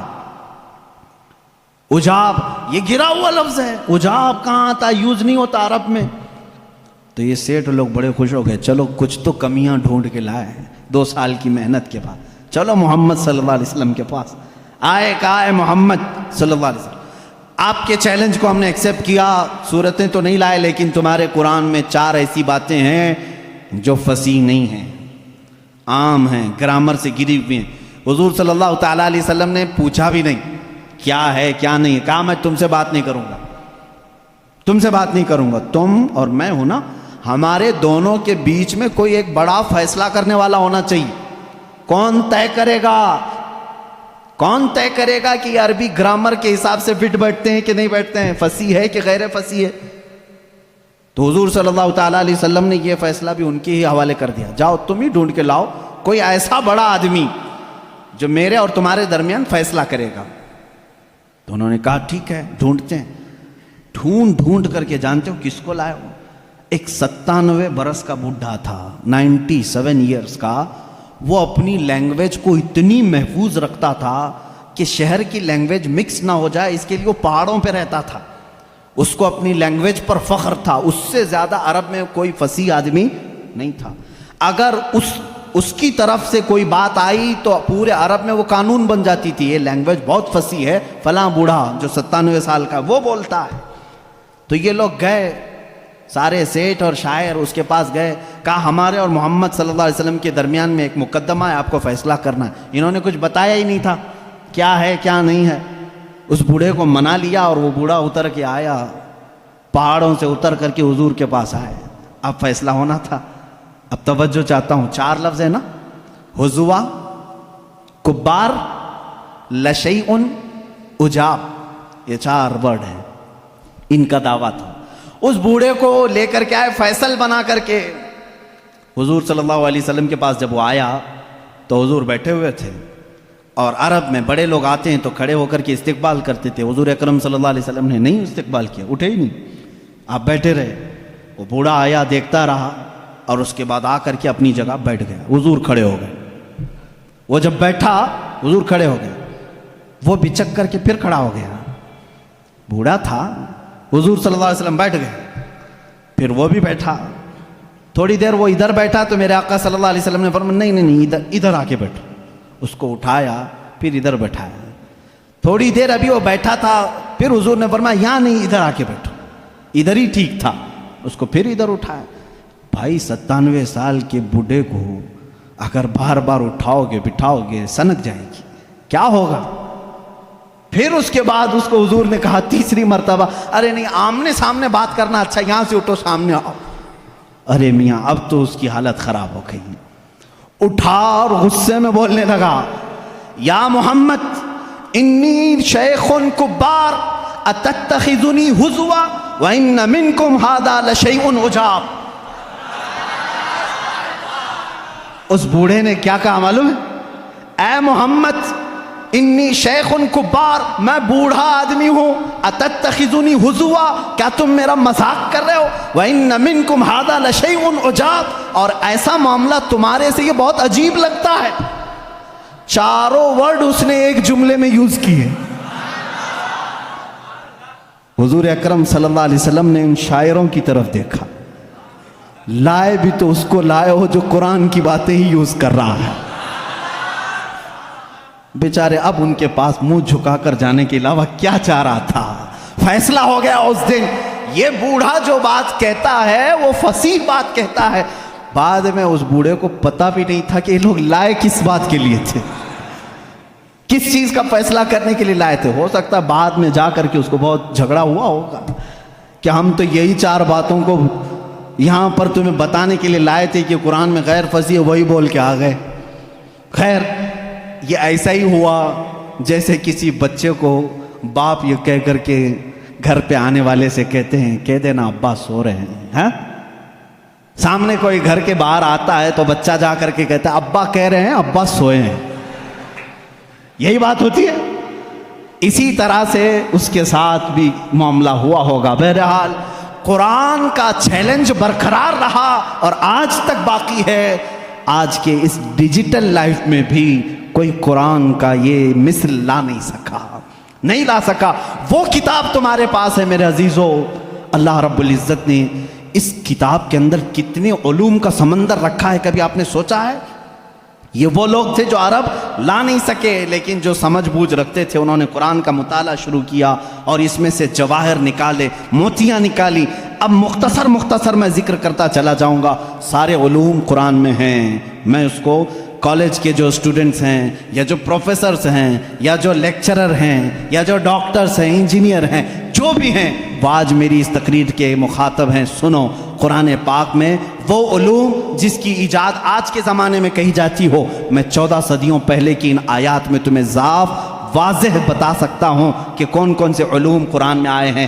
آپ نے شاید پہلے دن ہی سنا ہوگا ایسٹرونومی. یہ وہ علم ہے جو علم الفلکیات جس کو کہتے ہیں، آسمان کائنات کا علم.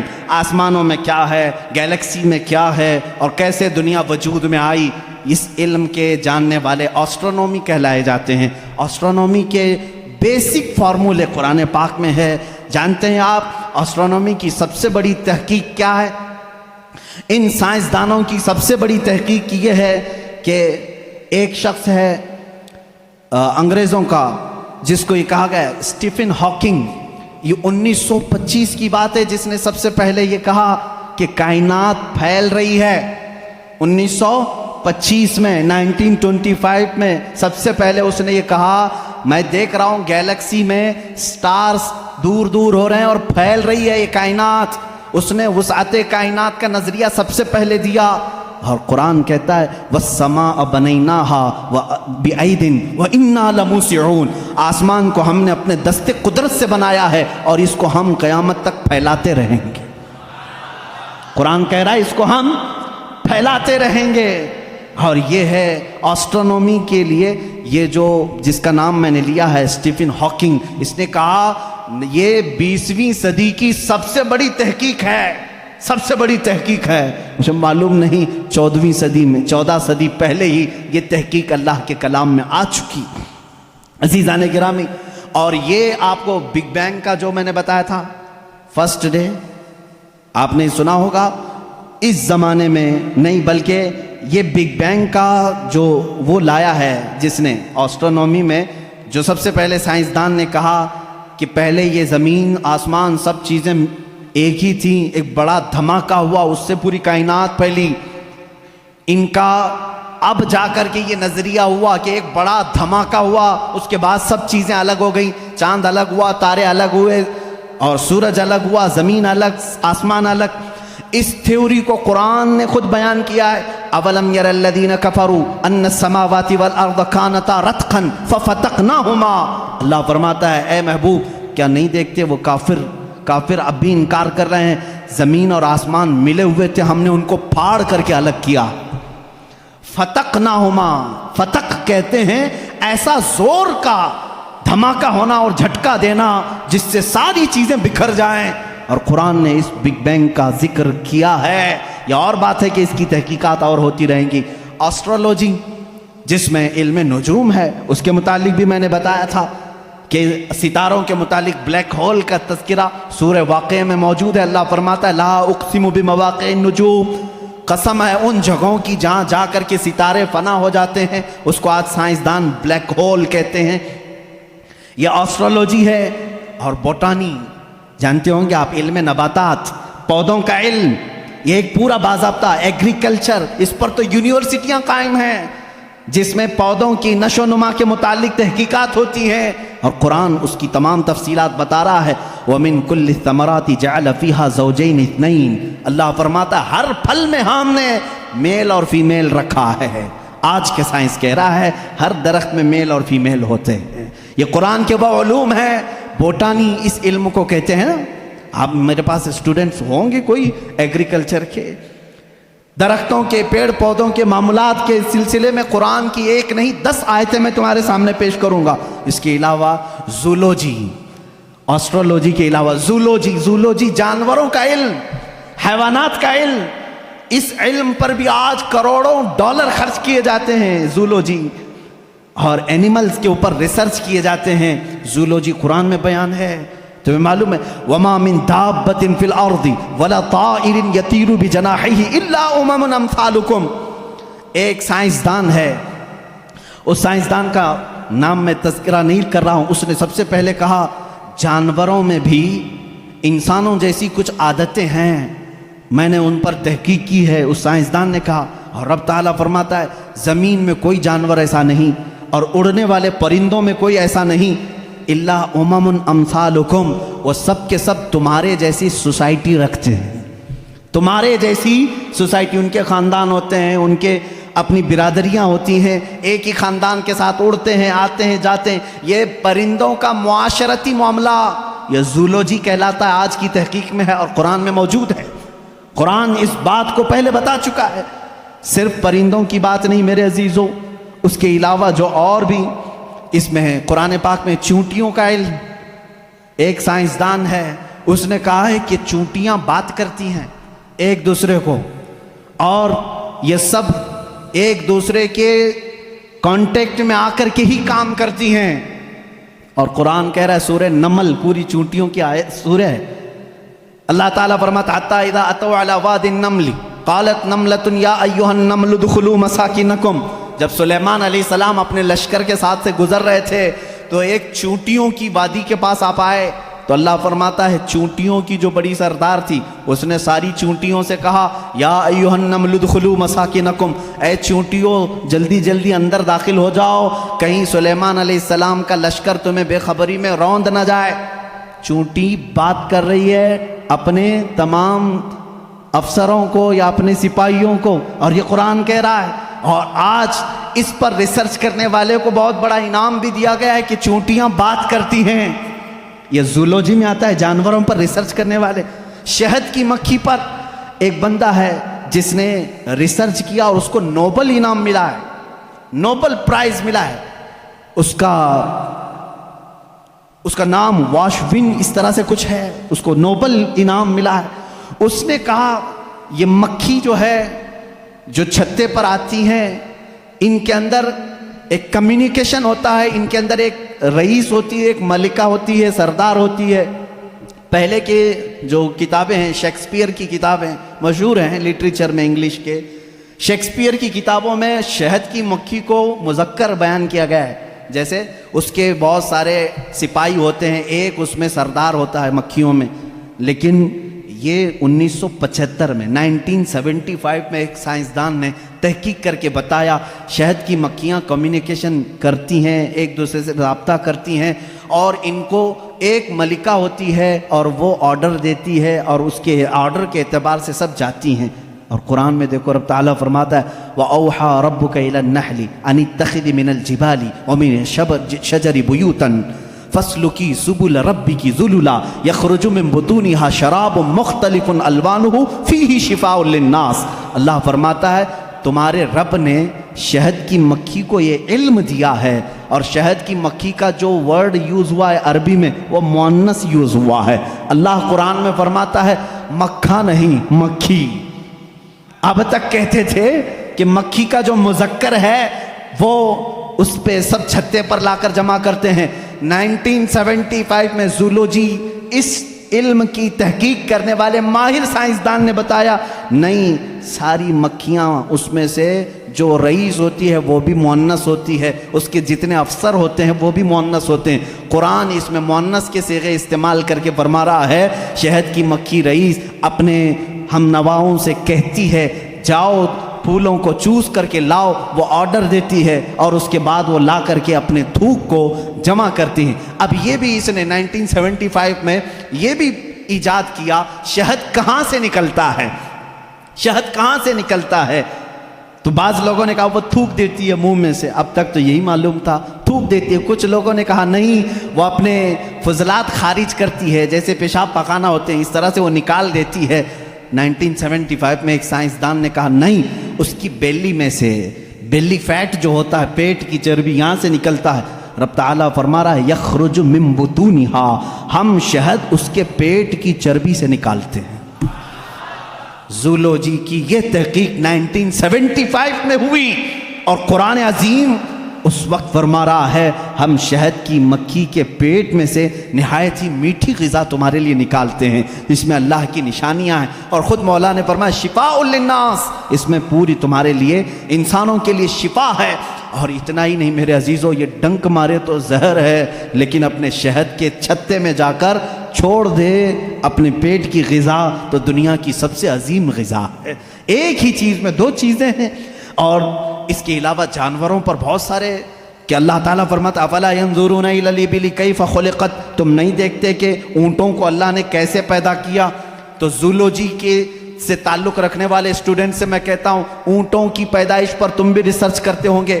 آج تقریباً یہ کالجوں میں پڑھایا گیا ہے زولوجی کے اسٹوڈنٹس کو کہ تمام مخلوقات میں اونٹ کی تخلیق ایک سب سے الگ ہے، اس لیے کہ اس کے اندر ایسا مادہ ہے 1 مہینے تک بغیر کھائے پیے زندہ رہتا ہے، پانی جمع کر لیتا ہے، اور رب تعالیٰ فرما رہا ہے سارے جانوروں میں اس کی تخلیق الگ کی گئی ہے، تم نہیں دیکھتے اونٹوں کی طرف۔ قرآن پاک میں زولوجی کا ایک پورا چیپٹر مجھے الگ کر کے آپ کو بتانا پڑے گا، بہت ساری چیزیں، پرندوں کا علم، چیونٹیوں کا علم، حتیٰ کہ اللہ تعالیٰ نے مکڑی کے متعلق بھی بیان فرمایا۔ مکڑی کا جالا اتخذت بیتا وان اوہن البیوت لبیت العنکبوت. اللہ فرما رہا ہے دنیا کے گھروں میں سب سے کمزور گھر مکڑی کا ہوتا ہے.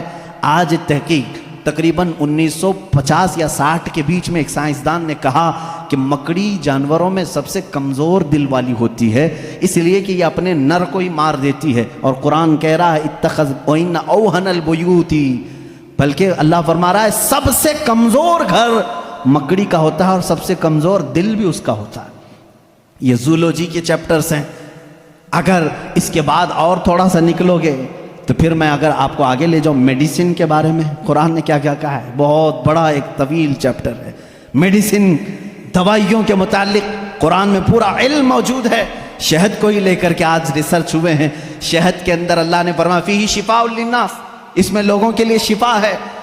اور ورلڈ وار 2 کے ٹائم پہ، سیکنڈ ورلڈ وار کے درمیان اکثر زخمیوں کو شہد لگا کر کے صحیح کیا گیا. آج بھی جو جدید ترقی یافتہ کنٹریز ہیں ان کے ہاں شہد پر ریسرچ ابھی بھی چل رہا ہے، اور انہوں نے کہا ہے کہ اس میں وٹامن کے پایا جاتا ہے جو کسی دوسری چیز میں ہوتا ہی نہیں ہے. یہ زخموں کو بہت جلدی ختم کر دیتا ہے اور زخموں پر فنگس آنے نہیں دیتا، انفیکشن آنے نہیں دیتا. رب فرما رہا ہے فیہ شفاء للناس. میڈیسن کا تذکرہ کیا قرآن میں نہیں ملتا؟ میڈیکل کے اسٹوڈنٹس اور اگر آگے آئیں تو میں ایمبریالوجی کے متعلق بتاؤں آپ کو. ایمبریالوجی کیا ہے؟ یہ علم الجنین، بچے کی ولادت کے جو معاملات ہوتے ہیں اس کو ایمبریالوجی کہتے ہیں. ڈاکٹرز ہوں گے وہ سمجھیں گے ہماری بات کو. ایمبریالوجی ایک پورا کا پورا علم ہے اور انہی کی باتوں سے میں آپ کو بتاؤں. ایمبریالوجی میں کہا گیا ہے کہ سب سے پہلے پانی کا ایک قطرہ مرد کے نطفے سے گا کر ماں کے رحم مادر میں جمع ہوتا ہے. پہلے قرآن کی آیتیں پڑھو. وَلَقَدْ خَلَقْنَا الْإِنسَانَ مِنْ سُلَالَةٍ مِنْ طِينٍ ثُمَّ جَعَلْنَا النُّطْفَةَ عَلَقَةً فَخَلَقْنَا الْعَلَقَةَ مُضْغَةً فَخَلَقْنَا الْمُضْغَةَ عِظَامًا فَكَسَوْنَا الْعِظَامَ لَحْمًا. اللہ تعالیٰ نے اس آیت کو، اس طرح کی آیت کو 3 یا 4 مرتبہ انسان کی تخلیق کیسے ہوئی. رب فرماتا ہے اللہ تعالیٰ نے نطفے سے تمہیں پیدا کیا، نطفے سے. اچھا میں ایک ڈاکٹر صاحب سے بات ہو رہی تھی، انہوں نے کہا پورا نطفہ جو ہوتا ہے انسان کا، منی جو مرد کی ہوتی ہے، اس میں ایک بار کی منی میں تقریباً 30 لاکھ سپم ہوتے ہیں.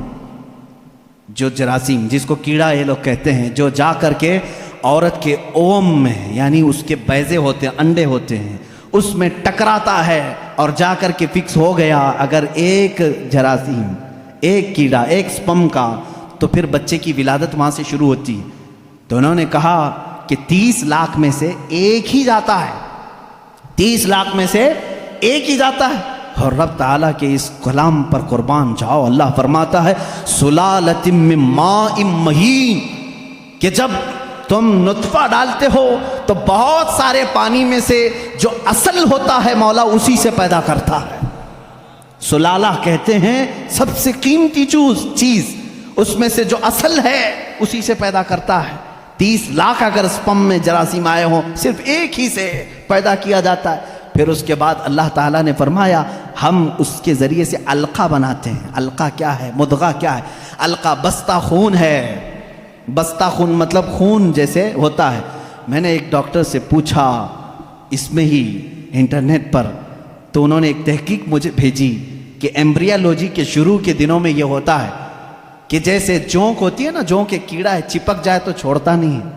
تو علقہ قرآن میں ذکر ہے، میں اس پر پڑھ رہا تھا. علقہ جیسے چنگم والی چیز ہوتی ہے، چپکنے والی، اگر خون کے چپکنے والے حصہ کوئی بن گیا تو اس کو علقہ کہتے ہیں. اور آج ڈاکٹرز کہہ رہے ہیں نطفے کے بعد اگر سب سے پہلے بچے میں کچھ بنتا ہے تو وہ گم ٹائپ کا ایک خون بنتا ہے جس کو قرآن بتا رہا ہے. یہ ساری چیزیں سونوگرافی کے بعد معلوم ہوتی ہیں، اسکین کرنے کے بعد معلوم ہوتی ہیں. اور اس کے بعد مضغہ ہے، گوشت کا ایک لوتھڑا، اس میں اللہ تعالیٰ نے جو مضغہ لفظ استعمال فرمایا، اس کا مطلب کیا ہے یہ بھی ڈاکٹرز اس کی بھی تسلیم کریں گے. ایک بہت بڑا سائنسدان ہے، اس سے پوچھا گیا 3rd سٹیج ایمبریالوجی سٹیجز میں سے 3rd سٹیج کیا ہے؟ تو اس نے ایک لمبا سا آٹا یا کچھ چنگم لیا، اس کو دانتوں میں رکھا، چبا کر کے دکھایا، ایک لمبا کیڑا اور اس پر دانتوں کے نشان. دانتوں کے نشان. ڈاکٹرز جب اسکیننگ کریں گے تو ان کو یہ پتا چلے گا کہ پہلے ماں کے پیٹ میں ایک لمبی چیز بنی جس پر دانتوں کے نشان جیسے. قرآن نے مدغہ کہا. مدغہ کیا چیز ہے؟ جب عربی میں اس کا ترجمہ دیکھا گیا تو ایسی چیز جو لمبی ہڈی ہو اور اس میں جگہ جگہ سے کاٹا گیا ہو، مدغہ اس کو کہتے ہیں. اور ڈاکٹرز کل 100% اتفاق کرتے ہیں کہ 3rd اسٹیج میں جب یہ بچے کی ولادت آتی ہے تو اس کی صرف ریڑھ کی ہڈی بنی ہوتی ہے جو پیٹھ پر ہے، جس میں جگہ جگہ گانٹھ ہے. ایسا لگتا ہے جیسے کسی نے کسی چیز کو چبایا. یہ قرآن میں ایمبریالوجی کا فلسفہ موجود ہے. اگر یہ سٹیجز میں بتاؤں 9 مہینے تک بولنا پڑے گا نا. بچے کی ولادت 9 مہینے بعد ہوتی ہے. ایمبریالوجی کے بہت ساری چیزیں ہیں. اور اللہ، میں آپ کو یہ بتاؤں سب سے پہلے چیز کیا بنتی ہے انسان کی، یہ بھی تحقیقات سائنس کر چکا ہے. سب سے پہلے بچے کے نطفے کے بعد علقہ، مدغہ، اور اس کے بعد اس پر چمڑی آتی ہے، یا جو بھی 27 ویکس، اگر 24 ویکس ہوتے ہیں اگر پریگننسی کے، تو سب سے پہلے وہ جنین میں سننے کی چیز آتی ہے. کیا؟ سننے کی چیز. اس کے بعد اس کے اندر محسوس کرنے کی، دیکھنے والی چیز آ جاتی ہے 27 ویکس کے بعد. پھر اس کے بعد اس کی ہارٹ بیٹ بھی شروع ہوتی ہے. اب قرآن کی آیت پڑھو. اللہ فرماتا ہے وَجَعَلَ لَكُمُ السَّمْعَ وَالْأَبْصَارَ وَالْأَفْئِدَةَ قَلِيلًا مَا تَشْكُرُونَ. ہم نے تمہارے ماں کے پیٹ میں سب سے پہلے سننے کی طاقت دی، دیکھنے کی طاقت دی، پھر دھڑکنے والا دل عطا کی. اللہ اللہ، یہ ترتیب کہاں سے آئی؟ یہ اس زمانے میں قرآن نازل ہوا جہاں کوئی خوردبین نہیں تھی، کوئی مائکروسکوپ نہیں تھا، کوئی ٹیلیسکوپ نہیں تھا، کوئی سونوگرافی نہیں تھی، کوئی اسکیننگ سینٹر نہیں تھا. جب قرآن یہ بتا رہا ہے وہ لوگ اس وقت ماؤں کے پیٹ میں کیسے بات جان سکتے تھے؟ ایک بہت بڑا سائنسدان ہے، اس کے سامنے ایمبریالوجی کے تذکرے کیے گئے اور قرآن کی آیتیں بتائی گئی تو کہتا ہے شاید محمد صلی اللہ علیہ وسلم کے پاس کوئی ایسی بڑی مشین تھی جس کو وہ دیکھ کر کے سب بتائیں. ان سے کہا گیا میاں یہ 1400 سال پہلے کی ہے، تو خود ہنسنے لگا. ہاں یہ تو ٹیلیسکوپ جو دیکھنے والی خوردبین ہے، مائکروسکوپ، یہ تو 16ویں صدی میں ایجاد ہوئی ہے. اور اس وقت جب ایجاد ہوئی تو بڑی بڑی چیزیں ہی خالی دیکھ سکتی تھی، چھوٹی چیزوں کو دیکھا بھی نہیں جاتا. پھر اس نے اٹھ کر کے یہ کہا پھر تو یا تو اوپر والی کوئی طاقت ان کے ساتھ ہوگی. یہ باتیں اگر وہ اس زمانے میں بتائے ہیں تو پھر کوئی اور طاقت ہوگی. یہ قرآن کے علوم ہیں میرے عزیزو، پڑھو اس قرآن کو. کیا نہیں ہے اس کے اندر. اب میں اگر ایمبریالوجی ہو گئی بات، اس کے علاوہ اور ہائیڈرولوجی، زمین کے معاملات، پانی کے تبخیر کا سب سے پہلا مادہ قرآن نے بتایا. یہ واٹر سائیکل کے جو تھیوری ہے سب سے پہلے جانتے ہیں آپ کو کس نے پیش کی ہے؟ ایک سائنسدان ہے جس نے یہ بات پیش کی. برنارڈ پیلیسی نام کا ایک سائنسدان ہے، اس نے یہ تھیوری پیش کی کہ سمندر کا پانی گرمی سے سوکھتا ہے، آسمانوں میں جاتا ہے. سائنس میں ہم بھی اسکول میں پڑھے تھے. دھوپ میں پانی اڑ کر کے جاتا ہے، پھر جمع ہوتا ہے، پھر بارش میں آتا ہے. یہی ہے نا یہ واٹر سائیکل کا جو نظام ہے، ایواپوریشن اس کو کہتے ہیں. یہ سب سے پہلے جو سائنسدان نے برنارڈ پیلیسی نام کا اس نے دیا، اور وہ بھی 1580 میں، 16ویں صدی میں. اب آؤ قرآن کیا کہتا ہے. قرآن کہتا ہے وَالسَّمَاءِ ذَاتِ الرَّجْعِ وَالْأَرْضِ ذَاتِ الصَّدْعِ، وہ آسمان جو ہر چیز کو واپس پھر سے کھینچ لیتا ہے. پانی ہم برساتے ہیں اور پھر اس کو لوٹا دیتے ہیں. یہ ایواپوریشن کا، واٹر سائیکل کا جو مسئلہ ہے، یہ جو فنڈا ہے، یہ قرآن میں موجود ہے. مجھے بتاؤ اے سائنس کے اسٹوڈنٹس، کیا قرآن ہائیڈرولوجی کی بات نہیں کر رہا ہے؟ کیا قرآن ایمبریالوجی کی بات نہیں کر رہا ہے؟ کیا قرآن آسٹرونومی کی بات نہیں کر رہا ہے؟ کیا قرآن آسٹرولوجی کی بات نہیں کر رہا ہے؟ کیا قرآن بایولوجی کی بات نہیں کر رہا ہے؟ فزیالوجی کی بات کر رہا ہے. قرآن ہر فزیالوجی میں یہ دوران خون جو ہوتا ہے. ابھی آج ایک بچے نے مجھے سوال کیا فزکس پڑھنا کیسا ہے حضرت، اس میں الگ الگ تھیوریاں ہیں. میں اس کے لیے بھی بتا دوں فزکس قرآن میں موجود ہے. فزکس کا ایک بہت بڑا فنڈا یہ ہے کہ ایٹم یہ تقسیم نہیں ہوتا. پہلے سے لوگوں کا خیال تھا ایک ذرہ ہوتا ہے. 14 صدیوں تک لوگ یہ مانتے تھے ایک لاسٹ کوئی چیز ہوگی، اس سے لاسٹ تو کوئی کچھ نہیں ہوگا نا. جیسے ذرہ، ایک چھوٹا سا ہلکا ذرہ، وہ نہیں تقسیم ہوگا.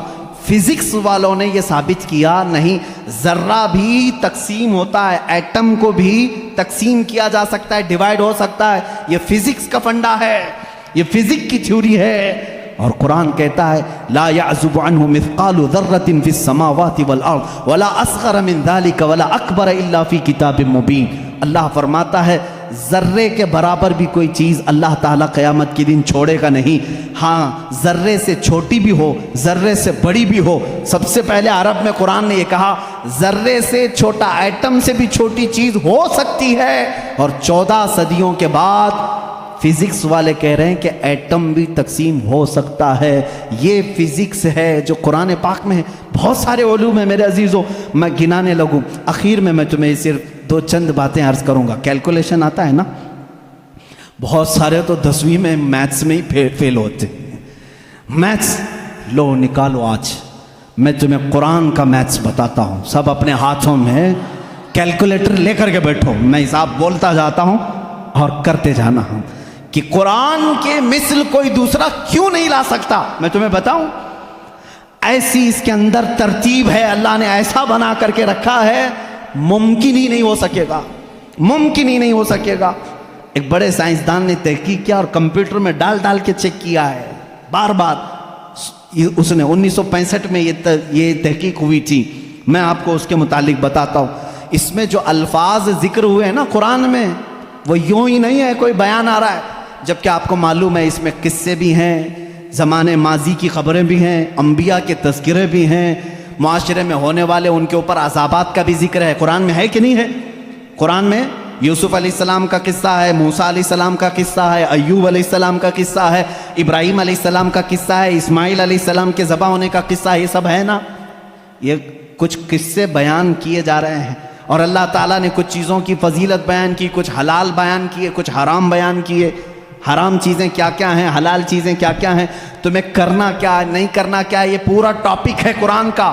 لیکن اس میں جو بھی ورڈ یوز ہوا ہے نا, وہ پورا کا پورا حساب کے کیلکولیشن سے فٹ بیٹھتا ہے. فٹ بیٹھتا ہے.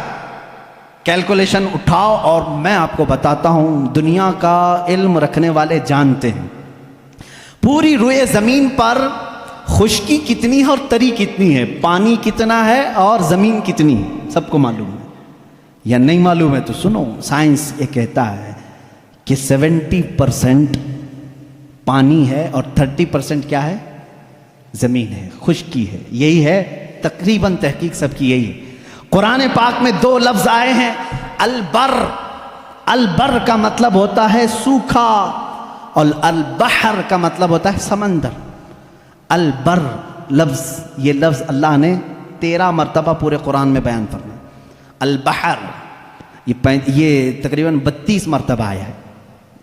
یہ ہو سکتا ہے میں حساب کروں گا تو اب کچھ لوگ سو جائیں گے, لیکن قرآن میں بیان کر رہا ہوں. آج یاد رکھنا, آج میں چیلنج کر کے جا رہا ہوں, کوئی اس کو توڑ سکے تو توڑ دے. آ جائے کوئی بھی. بر کا ذکر 13 مرتبہ, بحر کا ذکر 32 مرتبہ, دونوں کو ملائیں تو 45 ہوتا ہے.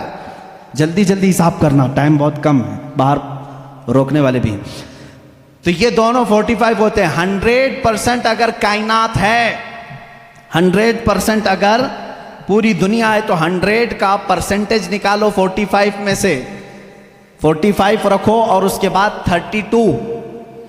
100% کا 45 دونوں ملا کے 45 ہوا. اس کے بعد پرسنٹیج پہلے 32 نکالو گے, اس کے جواب میں تمہارا کیلکولیشن دے گا 70. اور 13 ہے نا, یہ بر کا ذکر, سوکھائی کا ذکر 13 ہے. 13 کو بھی 100 انٹو 45 انٹو یہ پرسنٹیج نکالو گے, 13 ڈالو, وہاں پر آپ جب دیکھو گے تو 29.9 آتا ہے. یعنی قرآن اپنے الفاظ میں بھی بیان کر رہا ہے کہ بر خشکی کا ذکر اللہ نے 30% مرتبہ فرمایا, بحر کا ذکر اللہ نے 70% مرتبہ فرمایا. یہ قرآن یوں ہی نہیں آیا ہے, اچانک نہیں آئی چیز. اس کی ایک ایک لفظ میتھ سے ایسی میچ ہے. اب کچھ الفاظ ایسے ہیں اللہ تعالیٰ نے اس کو ایسا جوڑ کر کے رکھا, دنیا آخرت. اپوزٹ میں اگر آپ کو پوچھوں گا تو آپ بتا دیں گے. دنیا کا اپوزٹ کیا ہے؟ آخرت ہے نا. فرشتہ ہے, اس کا اپوزٹ کیا ہے؟ شیطان. فرشتہ سب سے نیک, شیطان سب سے برا.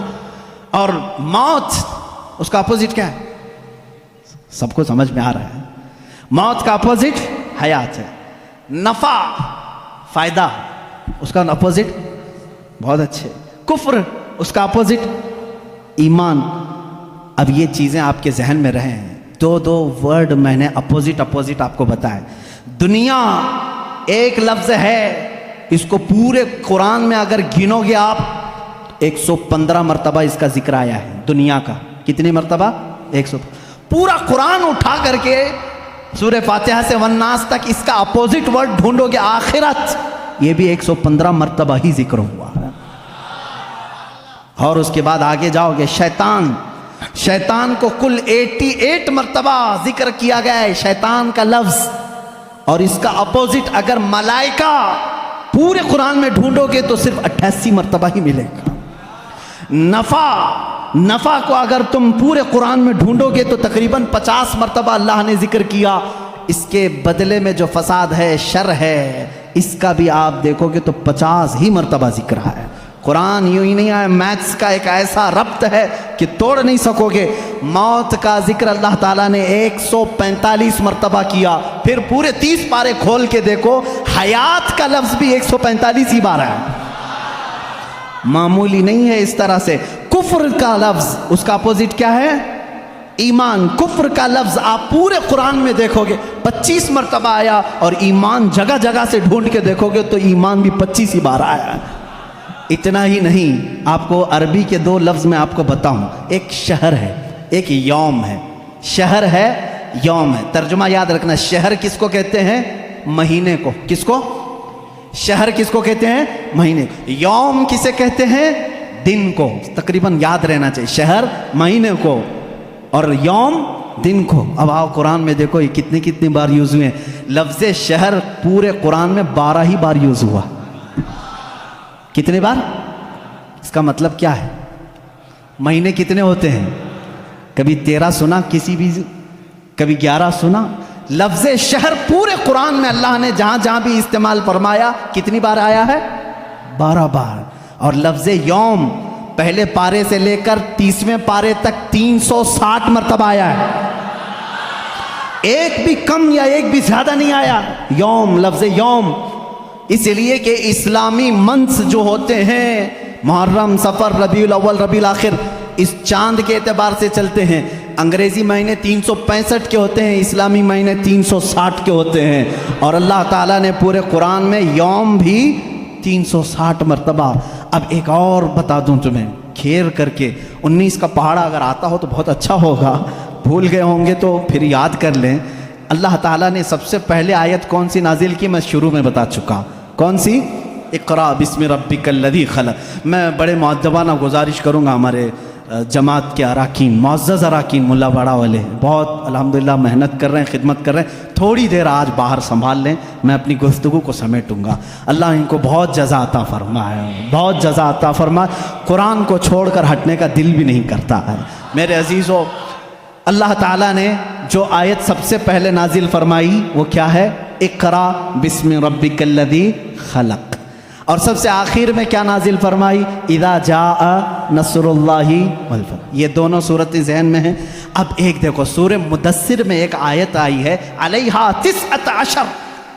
اللہ نے ایک لفظ ایسا فرمایا, اس کا ترجمہ اکثر آج تک لوگوں نے الگ الگ کیا, لیکن کسی کو حقیقت اس کی معلوم نہیں. اللہ نے فرمایا اس پر 19 ہیں. کس پر 19 ہیں؟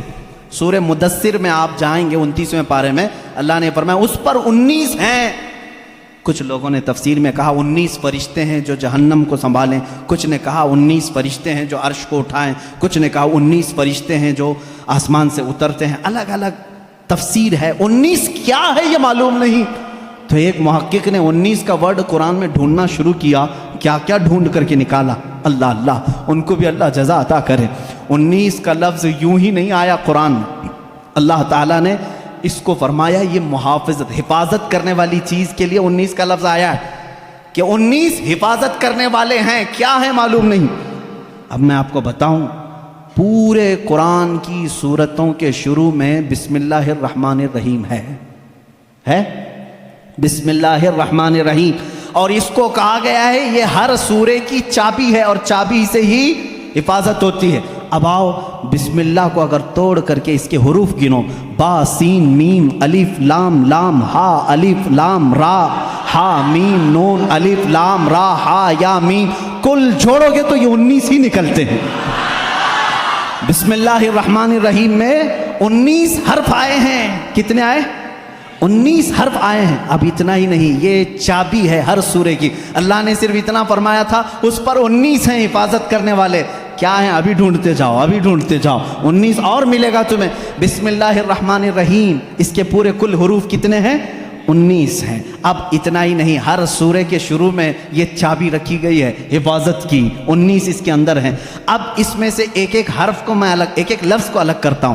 اسم ہو گیا، اللہ ہو گیا، رحمان ہو گیا، رحیم ہو گیا۔ اب میں نے اس کو بھی تلاش کیا قرآن پاک میں، لفظ اسم قرآن میں کتنی بار آیا ہے، لفظ اللہ قرآن میں کتنی بار آیا ہے، لفظ رحمان قرآن میں کتنی بار آیا ہے، لفظ رحیم قرآن میں کتنی بار آیا ہے۔ تو جانتے ہیں بسم اللہ کے ایک ایک حرف کو آپ نے الگ کیا تھا تو کتنے ہوئے تھے؟ با سین میم، یہ سب کتنے ہوئے تھے؟ 19 ہوئے تھے۔ اب لفظ اسم کو پورے قرآن میں ڈھونڈو گے، اسم پورے قرآن میں صرف 19 بار آیا ہے۔ پورے قرآن میں کتنی بار آیا ہے؟ میتھس والے اٹھاؤ کیلکولیٹر، آگے چلو۔ لفظ رحمان قرآن میں 57 مرتبہ آیا۔ کتنے؟ 57۔ میں پارا پڑھتا ہوں، 19 1 19 19 2 38 19 3 57۔ یہ 57 19 کو 3 بار ضرب دو گے 57 ہوں گے۔ 19 کا عدد لفظ رحمان میں بھی موجود ہے۔ لفظ رحیم پورے قرآن میں 114 مرتبہ ہے۔ کتنے؟ 114 مرتبہ۔ 19 کا پارا پھر پڑھو، اس کو ڈیوائیڈ کر کے دیکھنا 114 19 1 19 19 2 38 19 3 57 19 چوک 76 یا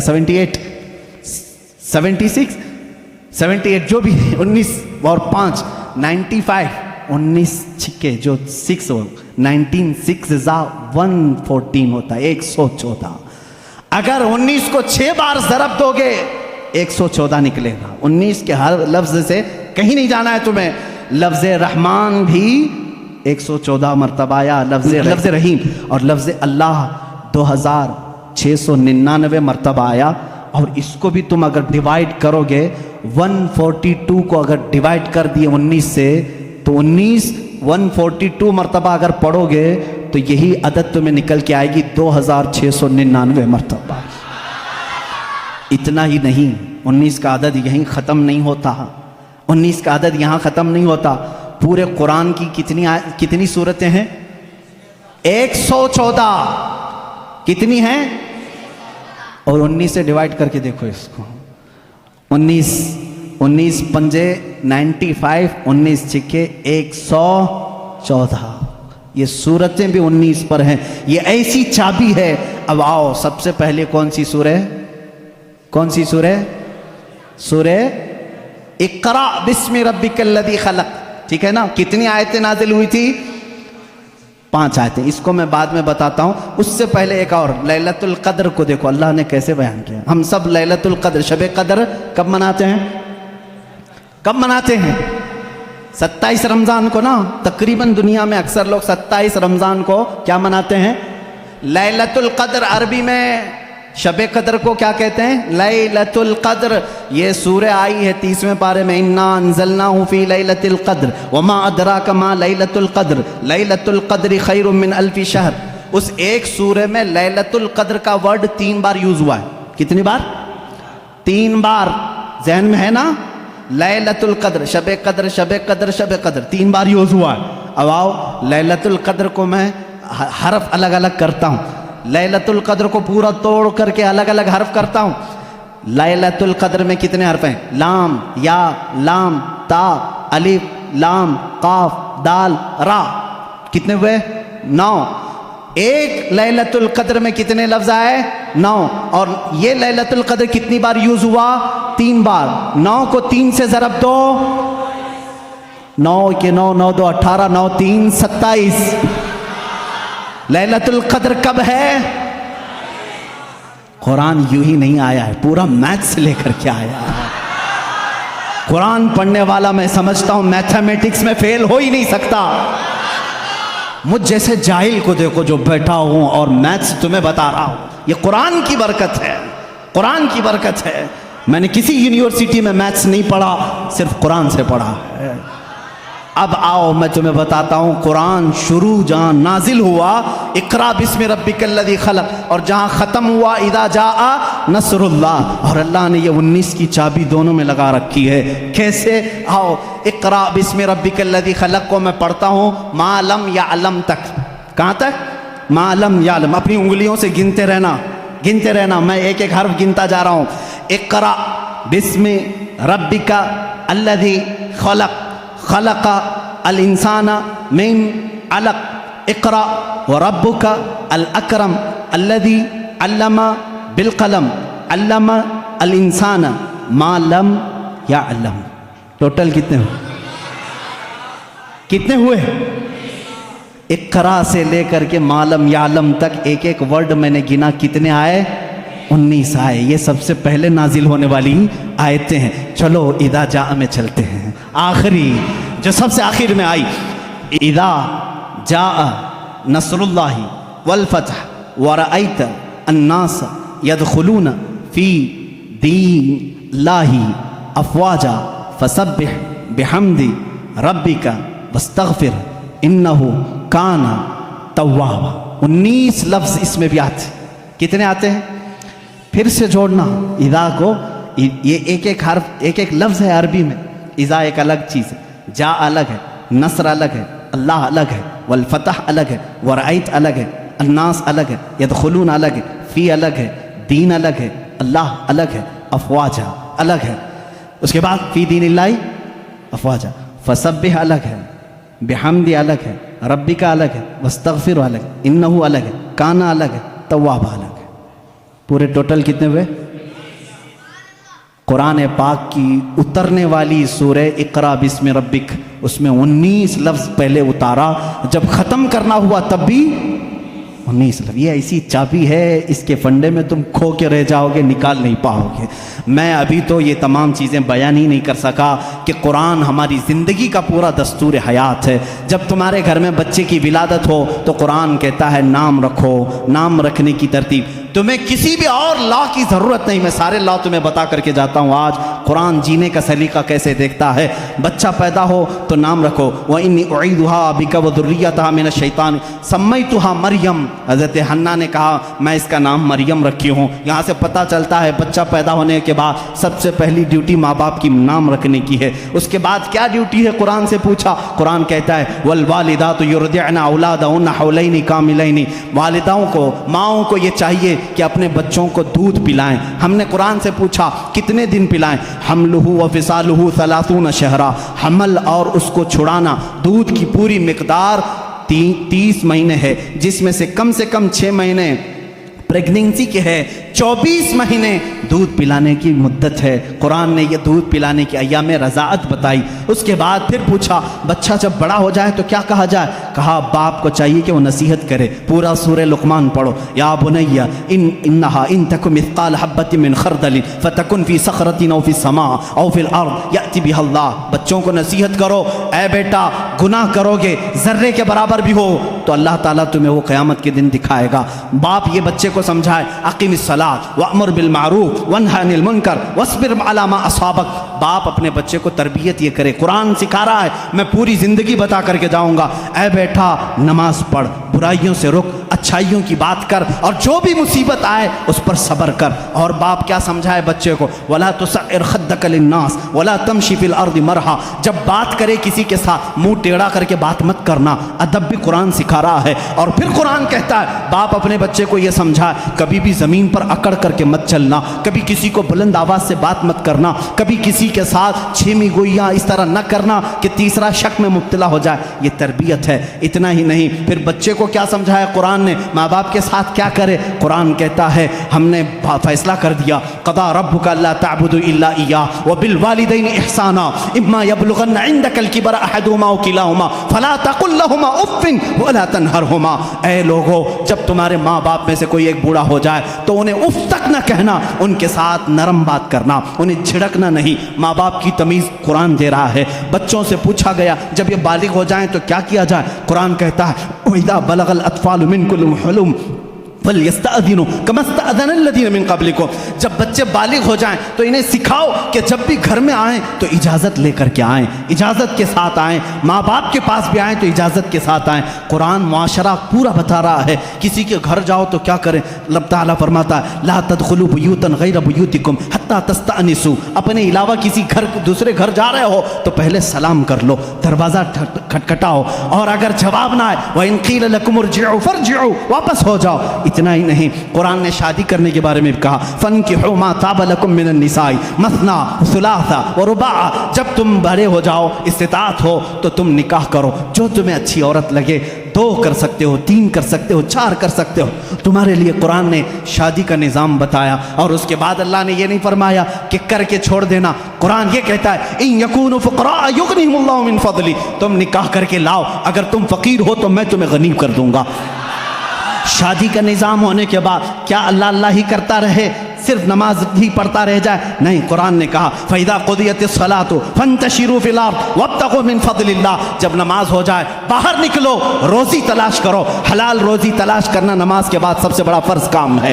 تمہیں کہا تجارت کرو، تجارت کرو اور ایک دوسرے کے ساتھ معاملات کریں، تو ہم نے قرآن سے پوچھا تجارت کیسے کریں؟ رب تعالیٰ فرماتا ہے یا ایھا الذین آمنوا اذا تداینتم بدین الی اجل مسمى فاکتبوا، جب تم کسی کے ساتھ معاملات کرو تو لکھ لیا کرو، اگر لکھنا نہیں آتا کسی اور کو بٹھا کر کے اسے گواہ بناؤ، اس سے لکھوا کر کے تجارت کرو۔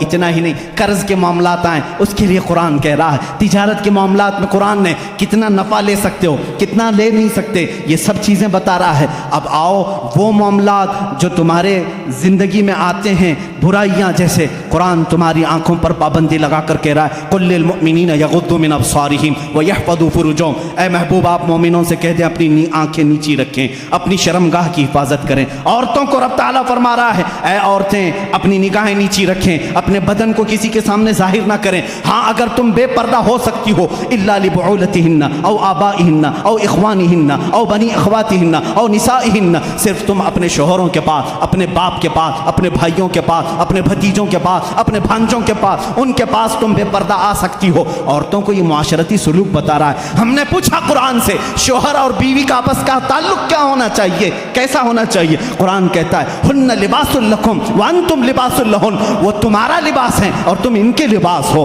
لباس ایک دوسرے کے بدن کو چھپاتا ہے، مرد عورتوں کے عیبوں کو چھپائے، عورت اپنے مردوں کے رازوں کو چھپائے، یہی ایک کامیاب زندگی کی علامت ہے۔ قرآن اتنی ہی بات پر ختم نہیں کرتا بلکہ تمہیں دنیا میں کتنی چیز لینا چاہیے، کتنی چیز چھوڑنا چاہیے وہ بھی قرآن کہتا ہے۔ اولاد کہیں تمہیں رب کے ساتھ آنے سے فتنہ نہ بن جائیں، مال تمہارے لیے فتنہ نہ بن جائے، اس سے اتنا ہی لگاؤ رکھنا جیسے سمندر میں کشتی تیرتی ہے، سلامتی سے نکلتی ہے۔ یہ دنیا سمندر ہے، تم کشتی میں ہو، اگر سمندر کشتی میں آ گیا، پانی اندر آ گیا تو کیا ہوگا؟